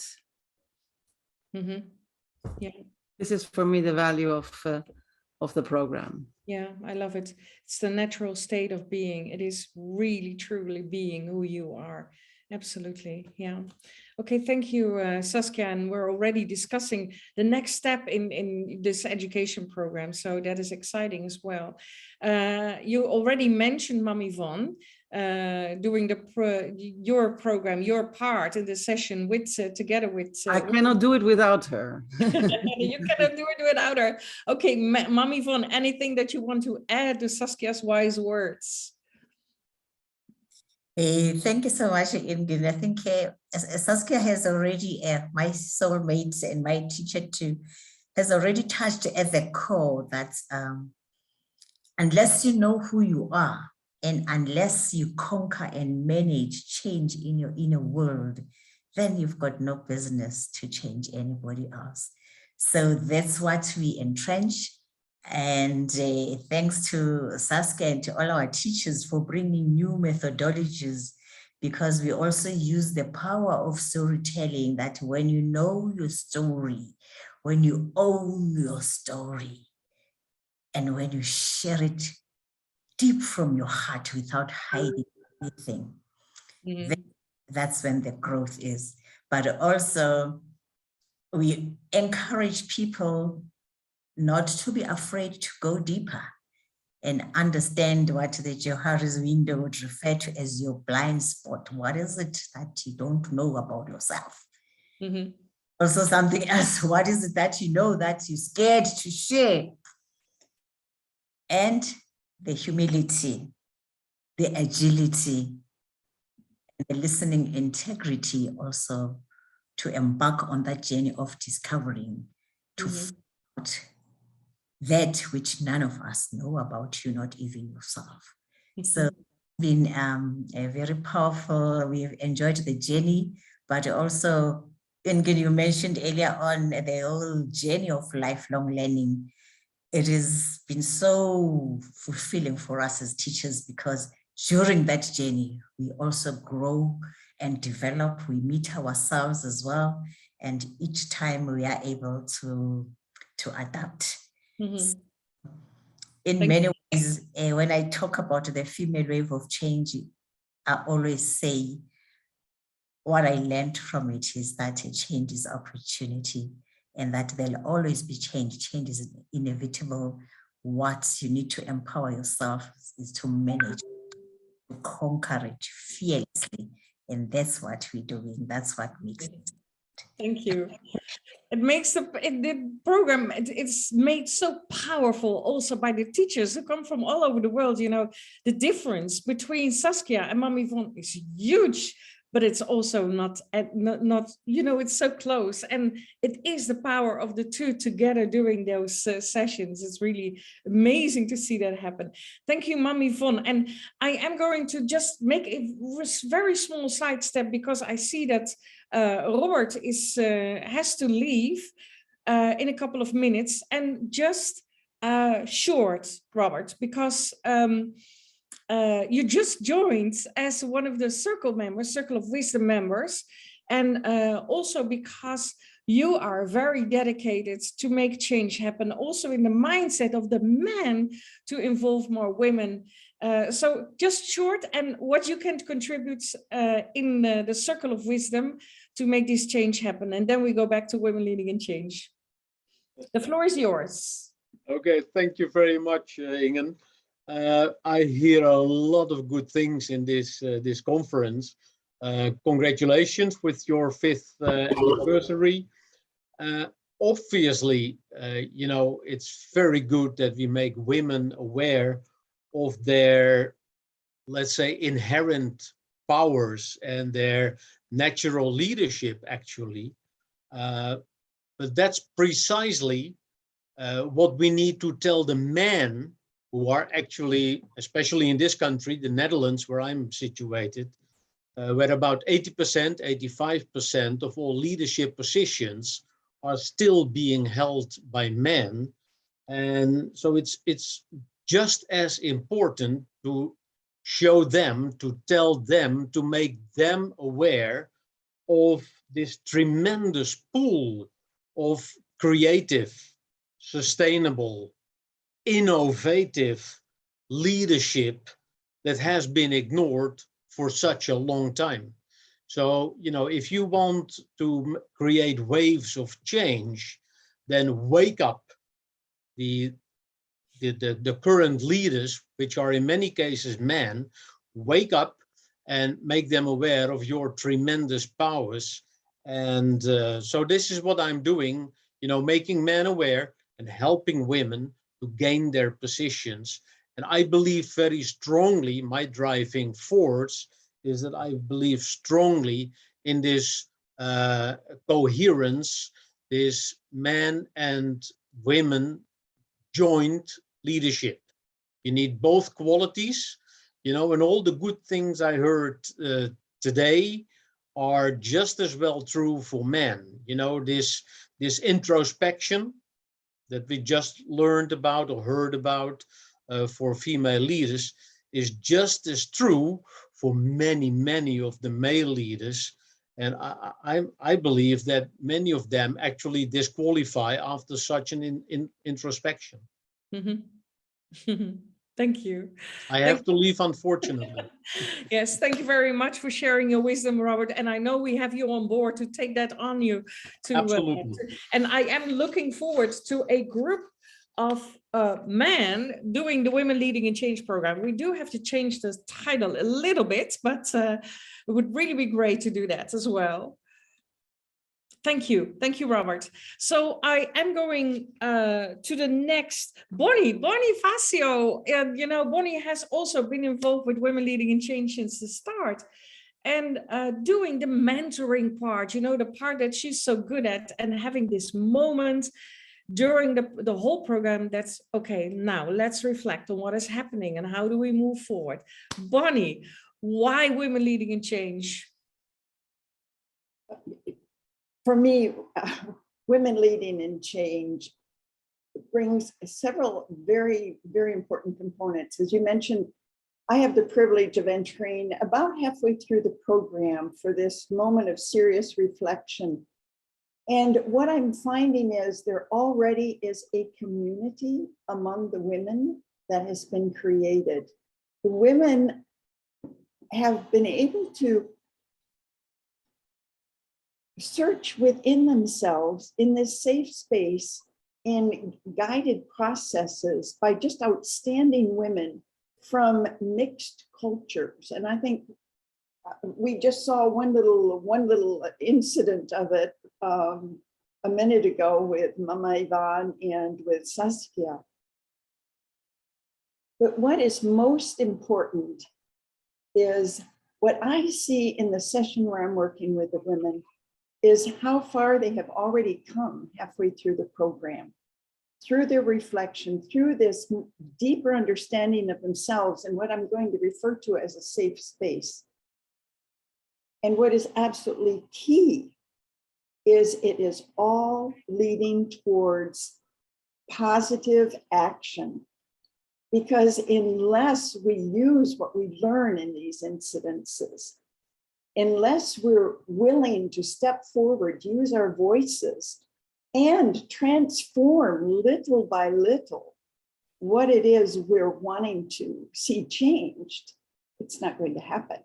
And for me, Women Leading in Change is a perfect conduit to this. And I encourage every woman to experience it. Mm-hmm. Yes, thank you. Thank you very much, Bonnie. Yeah, it is, you're so right. Also that sisterhood, you know, that deep connection, what you see happening between those women is really fantastic. But the action, don't lose sight of the action. That is what sets it apart from most courses one goes to. Yeah. And having a female wave of change community behind it. So when you've gone through the program, you're not dropping out and leaving. You're not going home where nobody understands. You still have this greater community to help you realize the actions, the transformations, and the dreams, visions that you have. Yeah, absolutely. Yeah. And one of the other things is, and that is also very important, those who have done the program online are certified to also bring it into their communities. And that is also what we want to see, in those places where women cannot join online, that we do bring that program, but we do bring it with those who have already gone through that process themselves. Thank you, Bonnie. Tanya, just you're one of the and my phone starts talking to me now, just joined, I think now twice that you have been there, but mostly on storytelling. So can you share a little bit from your perspective, Women Leading in Change? Thank you. Well, it's a great program, so I could talk a lot about it, but from personal experience, being a student, but then also a teacher, and last group I entered behind the scenes, like Yvonne is doing, and it's just another layer of learning and growing through. So I think this is just one special treat that you can get from the Women Leading in Change. And also that it shows how the leadership really looks like in the real life, although you don't learn about how to lead per se in a way, what skills you need to use, or how to go in action. I think two things, what happened to me personally in a way that I appreciate about it, but then also professionally, how I observe working as a coach and leader.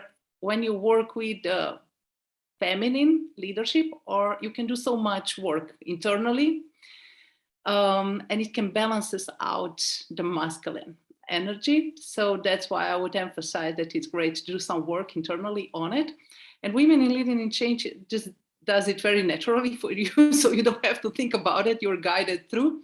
And I think it's amazing how naturally it brings the commitment and how clarifies in a way the role or the task that you need to do. So it's not action, I have to start something, I have to do something, I have to hand the answer or solve it, but it shows really what's the inner work that you maybe now need to do.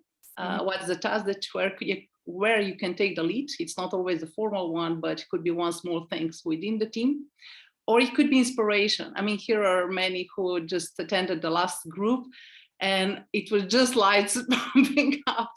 Oh, I inspired you to do this step. Oh, that's awesome. Now I can do the bigger step for me, right? So I think it's just something that can support you and you cannot envision it ahead. So I think that's what it brings it more to being more similar to real life experiences, either as leader in professional setting or private, or for your life than, and I don't know, usually the leadership programs are, because you can be quite distant, quite personal, and here you cannot be. You're just in the water together with others, and we are on personal journeys, but also in together journey.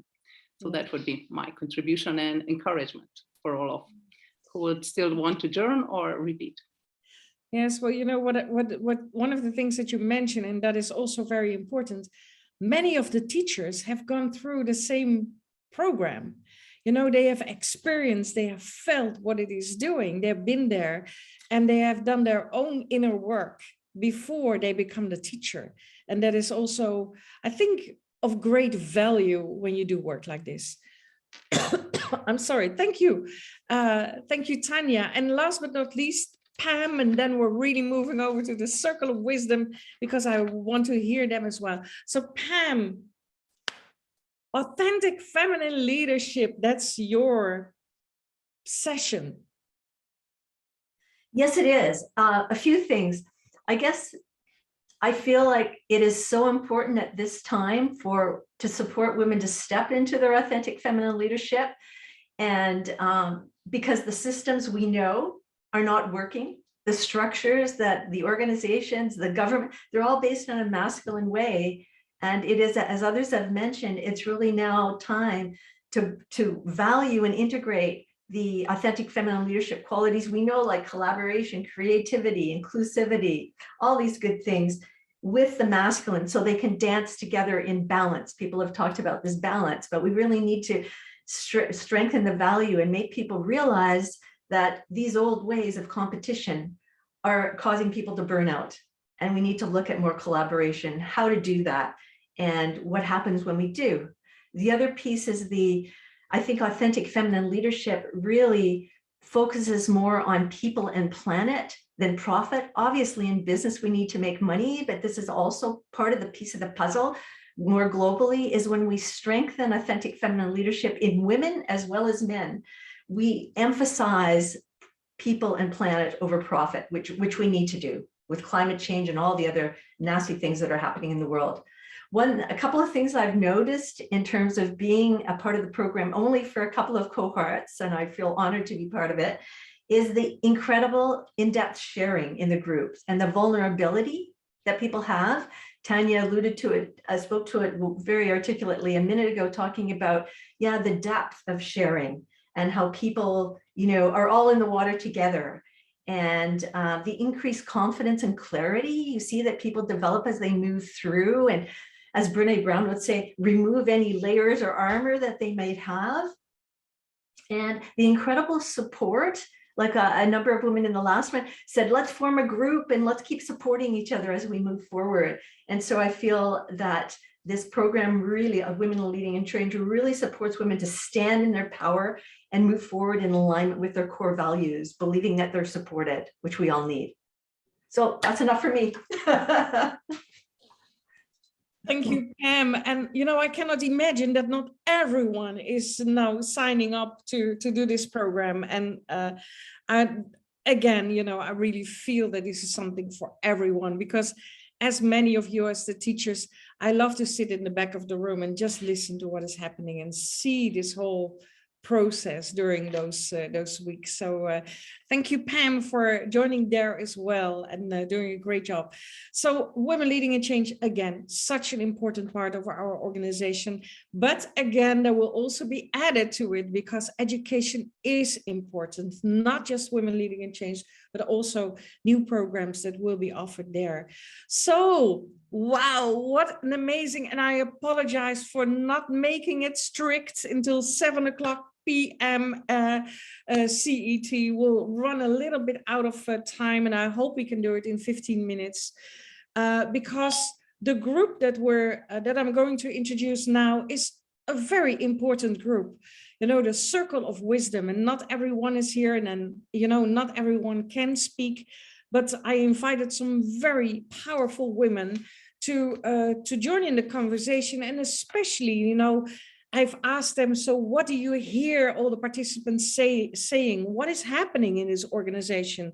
And how can you contribute to make that sustainable change happen in this organization, but also out there? Because, you know, these are women who have their expertise that they can offer in this organization at global, but also at local level. There is so much wisdom there, and we really need to tap into it. So I know that Stephanie, again, I hope the others can still remain for the next 15 to 20 minutes, but that Stephanie has to leave. Stephanie, I'm going to ask you first, what have you seen? What is it that you think, yes, this is what I can make happen, and how I feel that we should contribute? Thank you, Ingun. I think I have two very short key messages from what I've heard, seen, felt throughout today and the past year I've been with you. First is that we might be experts in our fields, as you said, and have experiences, legitimacy, diplomas, and all of that, but we are not owners of this wisdom. It doesn't belong to us. And, you know, yes, we might have a business that sustains us with it, but all of that wisdom has been built from the past generation that we have learned. And I think it's very important, and I think that Female Wave of Change does that, is that even though we might hold wisdom, expertise, it is our duty to share it freely. I mean, we choose how we share it and, you know, make our business on one side, you know, money's not dirty and all of that. But with Female Wave of Change, this is an opportunity for us to really share quite freely so that we can all grow together. And my second point is on the same thing, and that's similar to what Pam was saying at some point earlier, which is we are not the only holders of wisdom. And there is so much wisdom existing beyond the ones who are recognized for it. There are all the ones who are not recognized for it, but still have things to contribute. And all of the circles of sharing and wisdom, this is important. And I think for me, that's why I joined also Female Wave of Change, is because of this community and that sharing, whether it's stories, whether it's knowledge, resources, whatever it is, in whatever way we can do. I think that's how we can help each other. Thank you. Thank you, Stephanie, and for your contribution. I know you have to run, so thank you for joining us. And we're moving towards the others. And, you know, I already mentioned people of such great knowledge. And one of the people I really would like to start with is Dr. Bindu. And, you know, if you follow her, you know, she's already part of our organization, I think also for the last 3 or 4 years, has joined us in South Africa, has been really active in the organization. Also, you know, on mental health issues, if you look at from the start of the COVID, that she really joined into, stepped into, to share her wisdom and make sure that people will thrive in this time. If you follow her on all the social media platforms, such a busy lady doing so much, you know, in politics, in health, in all the other aspects of society and her community, but also globally in her field of expertise. So, Dr. Bindu, I would like to give the floor to you and share what you've heard, what you have seen, and how you think that we can contribute. You can contribute. So I've been listening now for almost 2 hours, and it is so heartwarming. It's heartwarming because we're all here with the same passion, and I can feel that energy in this room. I'm going to say room because I feel like we're all together in this room. Mm-hmm. And I feel that energy and passion, and that energy and passion equates to love, which equates to me as strength. Strength that we are all going through the same issues in one way or the other, culturally tailored, of course. And we all want to lead, to inspire generations, as Ingun said, 7 generations, you know, the future, you know, so kind of removing the past and setting a new trail of inspiration for others, women to build. And honestly, we all just want our individuality as women. We should not be subjected to anything less. It's not that we're asking much. We're asking equality, right? We're asking for education. We're asking for strength. We're asking for our foundation that God, or whatever you believe in, brought to us, right? So we're in a place where we're kind of fighting for something that should be naturally given. And we're all in a way of, we kind of have to prove ourselves. But what I would like to really kind of bring listening is, we are all authentically very powerful on this room. Every one of us have beautiful gifts and wisdom. And it's important, and as Bonnie said earlier in the beginning of sisterhood, I think few of us have pulled that in. Sisterhood is the basis of strengthening each other, because we all have unique gifts. We all do. There's no competition here. We are all have our own wisdom, our own life path, our own life purposes, our own trail, and combining all of us together, which is what Female Wave of Change has done. It's so powerful. I look forward to our next physical event together. I had the pleasure and honor to be there in South Africa. It has brought volumes of strength amongst us, and it really, really touched us that day. The 2-3 days we were together. And that's what I would like to say before I end this really briefly. I also have to jump off the call, but is that strength. So it's so important. Let's reach out to each other, bring our ideas together, support each other, and bring those and cultivate everything that everyone has brought on the table today, unique different groups, what Patty Washington is doing, and all the others of you who are doing in your own sectors. Let us all bring our wisdom, each one of us together, to support each other, to really be a powerful and sustainable impact. Thank you. Thank you very much, Dr. Bindu. And also something I do want to add to this, you have created also a new NGO, and I really would like you to share it with the humanities team, because there as well, it is something that you are creating now in New York, but can be duplicated into more areas in the world. So let's just share that concept. Let's share what you're doing so that we can think about, okay, so what can we do in other areas, and learn from you what you're doing already. So what I developed was I developed a nonprofit based on domestic violence for women empowerment. But my take in this is reprogramming the mindset with science and neuroscience of the perpetrator. Okay, so a lot of people don't understand that concept because we think of let's help the women or the men who has been subjected to the violence. But there's a mindset that the perpetrator, statistically more men than women, that nobody wakes up in the morning and says, let me go beat up my loved one. Let me hurt the person next to me that I decide to live the rest of my life. There is some sort of issue, psychological or insecurities or deep inner thoughts. And I'm not talking about scientific mental disorders such as schizophrenia or bipolar. Those are different aspects. But majority of these people who are the perpetrators aren't in that category. And it's kind of retraining, healing, and going through a program, both allopathic and holistic, in advancement for these programs. So we're working on that program. The nonprofit is really based on women empowerment, healing, resources, education, and so forth. It's a baby project, which I really hope develops to really help a lot of women and men all over the world. So thank you, Ingun. I appreciate that. Thank you very much, Dr. Bindu. And I love that, share more about it, because the faster we can step in and share it, it is important, I think, a very important issue.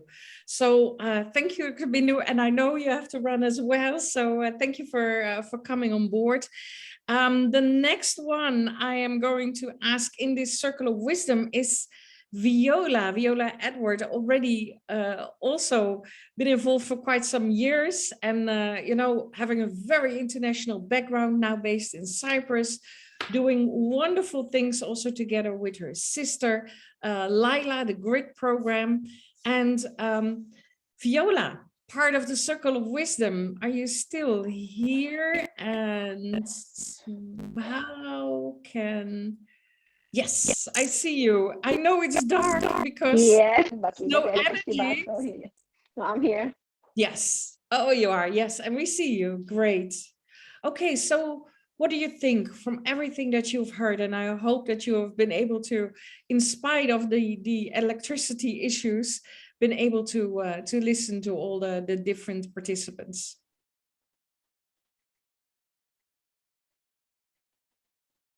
Viola?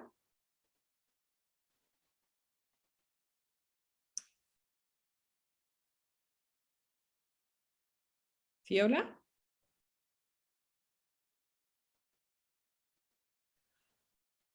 Okay, let me go to the next one. Yes, I've been since the beginning.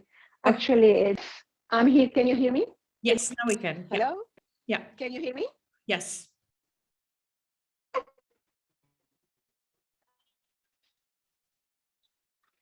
And not. So, okay, Viola, maybe turn off your video. Can you hear me? So I was saying, it touched my heart my way through about how much work it has. Hello? Yes. Can you hear me now? Yes, better. Okay. So I repeat, I've been since the beginning, and it touched my heart, my soul, and my brain, because I've been thinking and feeling all this time about how much work it has been done in these 5 years, and the beauty of caring alliances, which is so many women from around the world joining forces. So female wave of change come to the point where it is now. A congratulations for these 5 years. And I know we're gonna go further and wider. So what I feel now is I'm here to continue taking care of myself in a holistic way, so I can do the best service possible to my family, to my community, and to society. And this is what I encourage you all to continue your self-development, your self-improvement. There is always areas to look at, and also to remember how important you are in the service for others, because all of you have had experience in life, and these experience can be translated into a service for others through training, through mentoring, through different way how we can give it to others. So I'm still here in my purpose of creating space for non-formal education, so all of us, we can improve and give more and live better, and let's don't leave anyone behind. And this is the way why Female Wave of Change exists. So we do a lot of work so we don't leave anyone behind. Thank you so much for this space. Thank you. Thank you, Viola. And you're also an expert on stress and the breathing and things like that. So hearing from everyone what's there's still going on in the world, we absolutely need your expertise on that as well. So thank you for that. Thank you. Thank you, Viola. I'm going to Gita Kapoor in India, and serial entrepreneur doing a lot of things, part of our economics team. Gita, are you still online? Love to hear from Absolutely. you. Good. Absolutely. Right, there I am. So good evening to everybody and happy anniversary to all of us. Now, attending any event, being in the room with ladies of the female wave of change is a roller coaster of emotions. You've heard so much from each part of the world. And these last 2 years have been an equalizer. Wherever you may be on the planet, this one virus has brought all of us down to the same level. Bits of us have been chipped away, whether it is mentally, financially, physically. We've lost people. So that has happened. But I am a die-hard optimist. The glass is always full as far as I'm concerned. And I'm not going to say anything except the most practical thing. I've heard so much from Shad, from other people, the local pillars, about connection, about community, about getting together, about coming together, about wanting to talk to each other. So there is one concept in Japan, which many of you must have heard, that's kintsugi, when broken pieces are joined together with gold. So practically, let's do that. I'm committing to the group here that I will get together either with Ilsabe or will get together with Ingun and find out how, but I will create a directory of each of the 67 women that are part on the global team. So we are a phone call or an email away from whoever we want to connect. There could be a page of each of us, what we do, what are the organizations we are connected with, which are the ways we can collaborate, and we can bring about at least this feeling of community and this big, big hug across the globe. And then let's watch new collaborations sprout. Thank you. I love it, Gita, absolutely. And that can, it can help people build their businesses. And I love, again, what already the connection with what Chada is asking in Lebanon, so that we can all thrive and start, really growing again, business-wise, but also as people. Fantastic, great initiative, and really looking forward to talk with you. The last sentence, there is no plan if there is no deadline. So I'm giving ourselves a deadline of 31st of March to have this ready. Very practical. Okay, very good. Love it. Thank you very much. Thank you, Gita.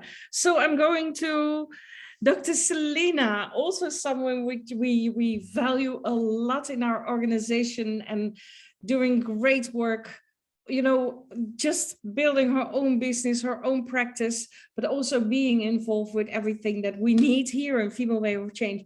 So Dr. Selena, you've heard a lot. What do you think? So first of all, I want to say that the heart of Female Wave of Change lies within you, Ingun. And you're, I'm going to cry. You're kind of the mother that we go to, even though I'm older than you. And that we know that we're safe, and we know that we can be heard, and we know that we can be our authentic self. So thank you for that, and congratulations. So tears gone. So, you know, what I hear is that that we women are the do-allers, right? We're the do-allers. And it's, I don't know if it was set up that way when Adam and Eve got together, but for some reason, we became the ones that had to do it all. And we have the ability and the capability to do it all. But however, it sometimes blocks us, like in my book, I write about being blocked, stopped, and flatlined. It sometimes stops us from getting to do the things that we love, to be able to put forth a movement into an area that we want to create.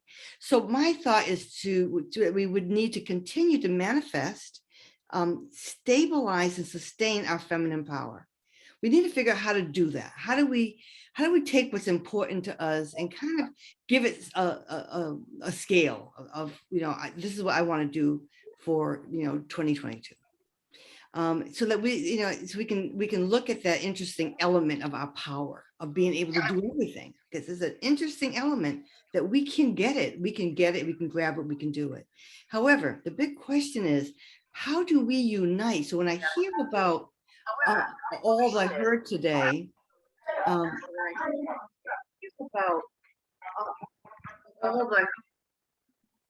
so when I listen about, okay, so the question is, how do we unite our strengths and our powers into, we talked about powers, our feminine power, into a state of sisterhood, and including our brothers as well, to create a rhythmic energy that moves the powerful wave of women that Bisila mentioned. Do you see that wave of energy? Do you see how that wave flows? Do you see how it connects to the next person, and then it goes to the next person, and then it goes to the next person, and we go through that list that Greta just told us to put together by March 31st, that it goes to the next person on that list and to the next person. That's the wave we want to create. We want to create this rhythmic energy that brings together our strengths and our powers, because we're doing that, but in so many ways, because of time frames and jobs and all that we have to do, it becomes fragmented. Right? It becomes, not because we're not trying, not because we can't, but it becomes fragmented. So we need to, first of all, I think, create that flow, that wave flow, where, and that's a great idea, Gita, that we create this list where people can see, oh, who can I pull from? And now we become more of a oneness, as I always align myself with. So in completing this thought, you know, I'm all about people regaining their voice, right? That's what my work's on, trauma, regaining your voice. But we as women need to use our voice more often and find where our voice really fits, where our passions are. And then we can ignite our gifts, because there's so many gifts that still lay latent because we are so busy being the do-allers. So we sometimes bypass those gifts that will create a greater volume for us, and showing up as our authentic selves. And that's difficult because there's so many interruptions, right?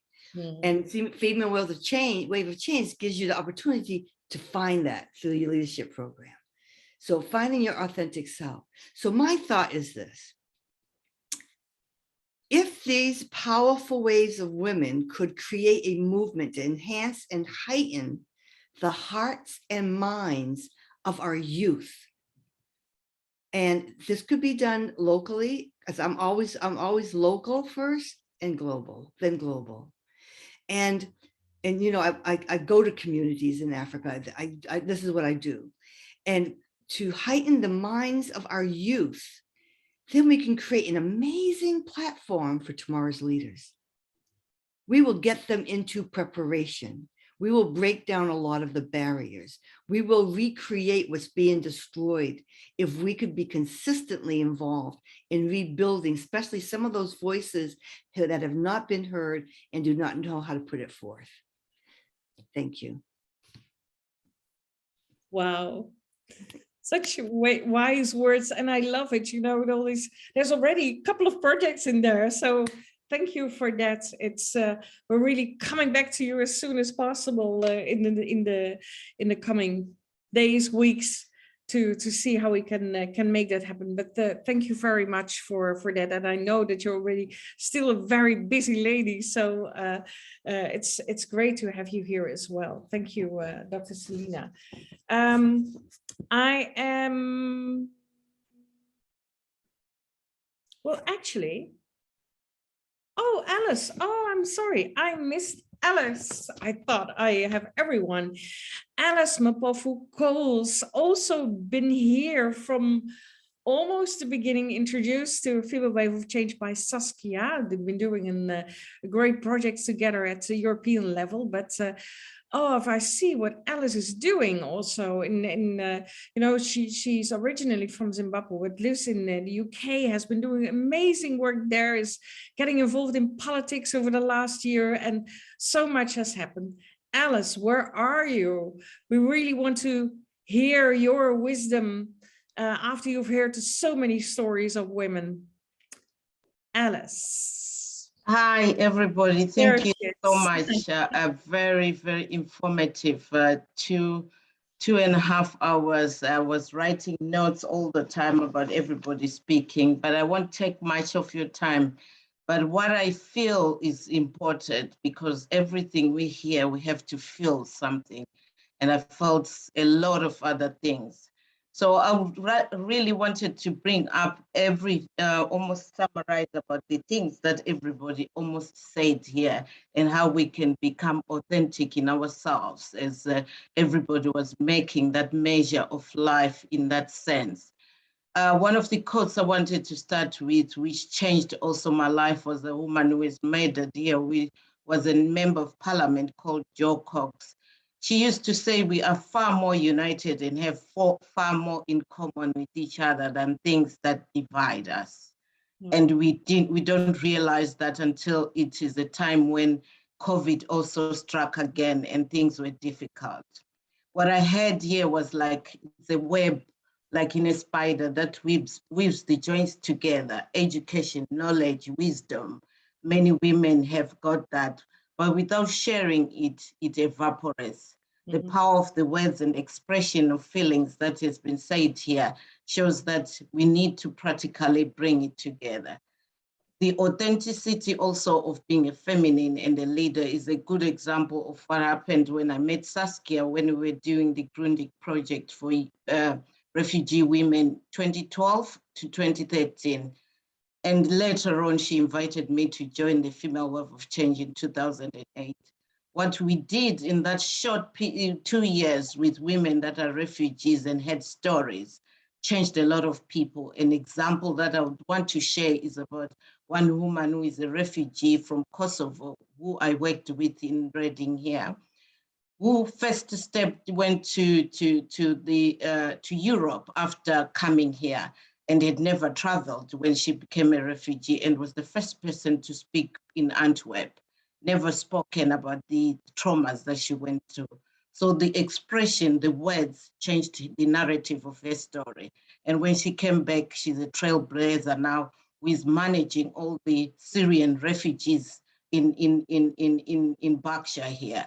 So the authentic of herself came out with other women together. There were over 100 women. So I can see that also happening when people see stories and hear stories.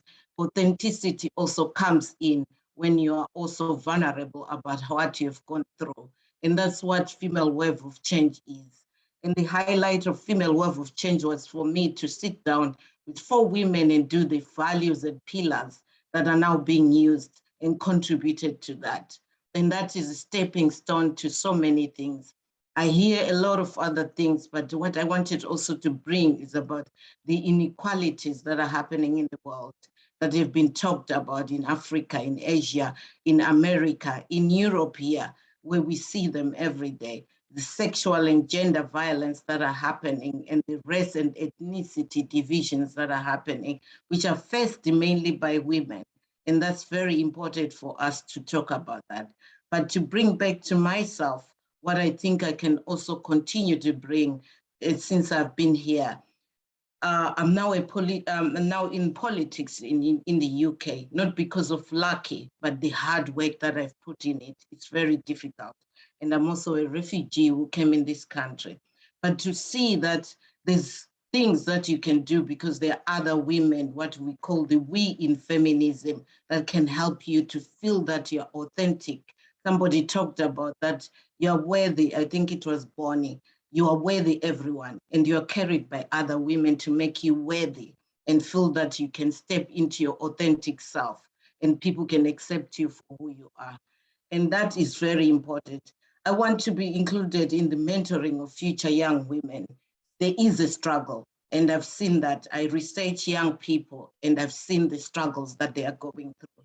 And we need to step up and take our flame to the younger generation so that they carry it on forward.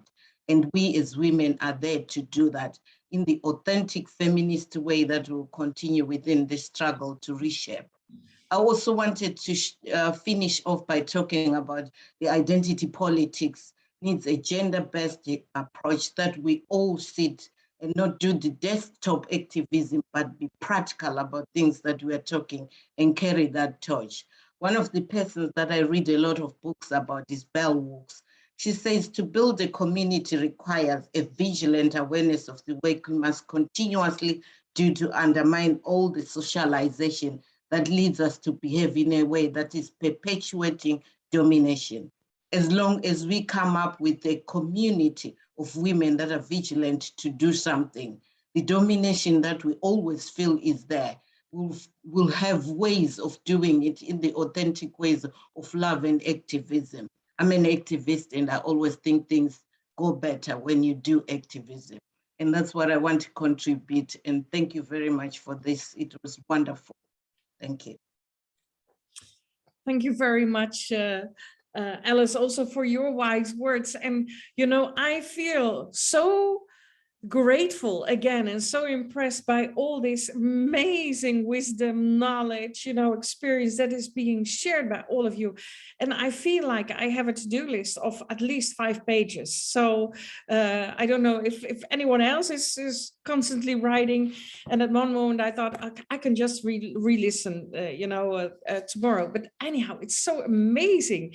And most of you who know me, and of course I've been here from the beginning, but what I always say, you know, I was maybe that drop in the ocean, but if there was no one else who was picking up my voice, was listening to my voice, to my vision, I'm sorry, this would not have happened. And it is thanks to you, not only thanks to me. I may be the first one, but thanks to you that this is happening and that we're reaching out to so many women, families, communities, maybe even countries and global things that are happening right now. So thank you all for that. The last minutes are for the board members. Renee, Lumka, Nawal, I know you, Nawal, you haven't heard a lot because you have been teaching, but who wants to start? I'll start, Ingun. You know, what crossed my mind, you know, as I was listening to today's sessions. In fact, firstly, I just want to find out, was this the perfect time to get everyone? Because I was looking at the numbers, like how wonderful we'll have such a session for Global Team every month. So I'm not sure if 17 CET is the perfect time for all of us to be in the same room, because what I've heard here repeatedly is that when we work as a team, then when we collaborate. And the only time these collaborations can happen is when we meet often to exchange ideas, because deep and long-lasting change can really only be realized when we work in teams, when we collaborate. And it is also when we work as a team that we can have the most impact. You know, and like you've just said now, that if you've had this idea and you kept it to yourself and not share with other people to move it forward, it would have happened. And also change making requires some creativity. You need to be creative to have that change in the world. And this can be cultivated by sharing of ideas. And for me, what I would love to see going forward is for people not to be strangers, that we meet often to exchange these ideas, but that it doesn't end there. It's followed by action. You know, good intentions can be good, but if they're not followed by action, then they are not that good.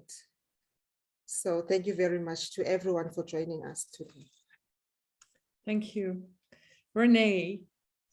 Yes, the thing that comes to mind for me is that lots of things that we are doing, and also in the education part where I'm quite involved, is we're working with one person or 12 people in a program. And I just want to make a note that we're influencing, of course, with our programs, with our activities, those 12 women or the one woman we are working with. But then what happens is that all those 12 women again influence their community, their family, their organization, and I just want to call out Josephine, who's here. She's off video, but I know that she taps into the support that we are giving her with the community, with the training, and she does such wonderful work touching. Last time I see her posting 200 young girls. And I just want us to be grateful and celebrate that. And let's do that for the next couple of years. That's what I want to give you at this moment. Thank you. Absolutely. Yeah. We have no idea, you know, just being here with, you know, we have been, I don't know how many have been here today, but quite a number. It's not just this group. It is what you're doing after this meeting and how many lives you touch. And that is actually what we're here for. It has been an amazing celebration. I know my husband, who is very supportive of the things we are doing here, is, well, first of all, waiting for the next global conference where he can join again and sit in the back of the room and listen to all these wonderful stories. He just loves that. He's sitting upstairs with champagne to celebrate this 5-year anniversary. But I wish I could celebrate that with all of you, because that would be really, really, really be the best gift of all. So thank you all for being here. And I see that our newest ambassador, Andrea Guzzi from Spain, she is thanking us. But yeah, I see that someone raised their hand. There's just no more time. Put your comments in on Facebook. You know, we will reply on everything. Really loved having you here, and keep connected, keep in touch, support each other, reach out. Oh, I've heard so much today, but thank you for who you are. Happy anniversary. Bye-bye. Thank you. Thank you so much. What a beautiful moment.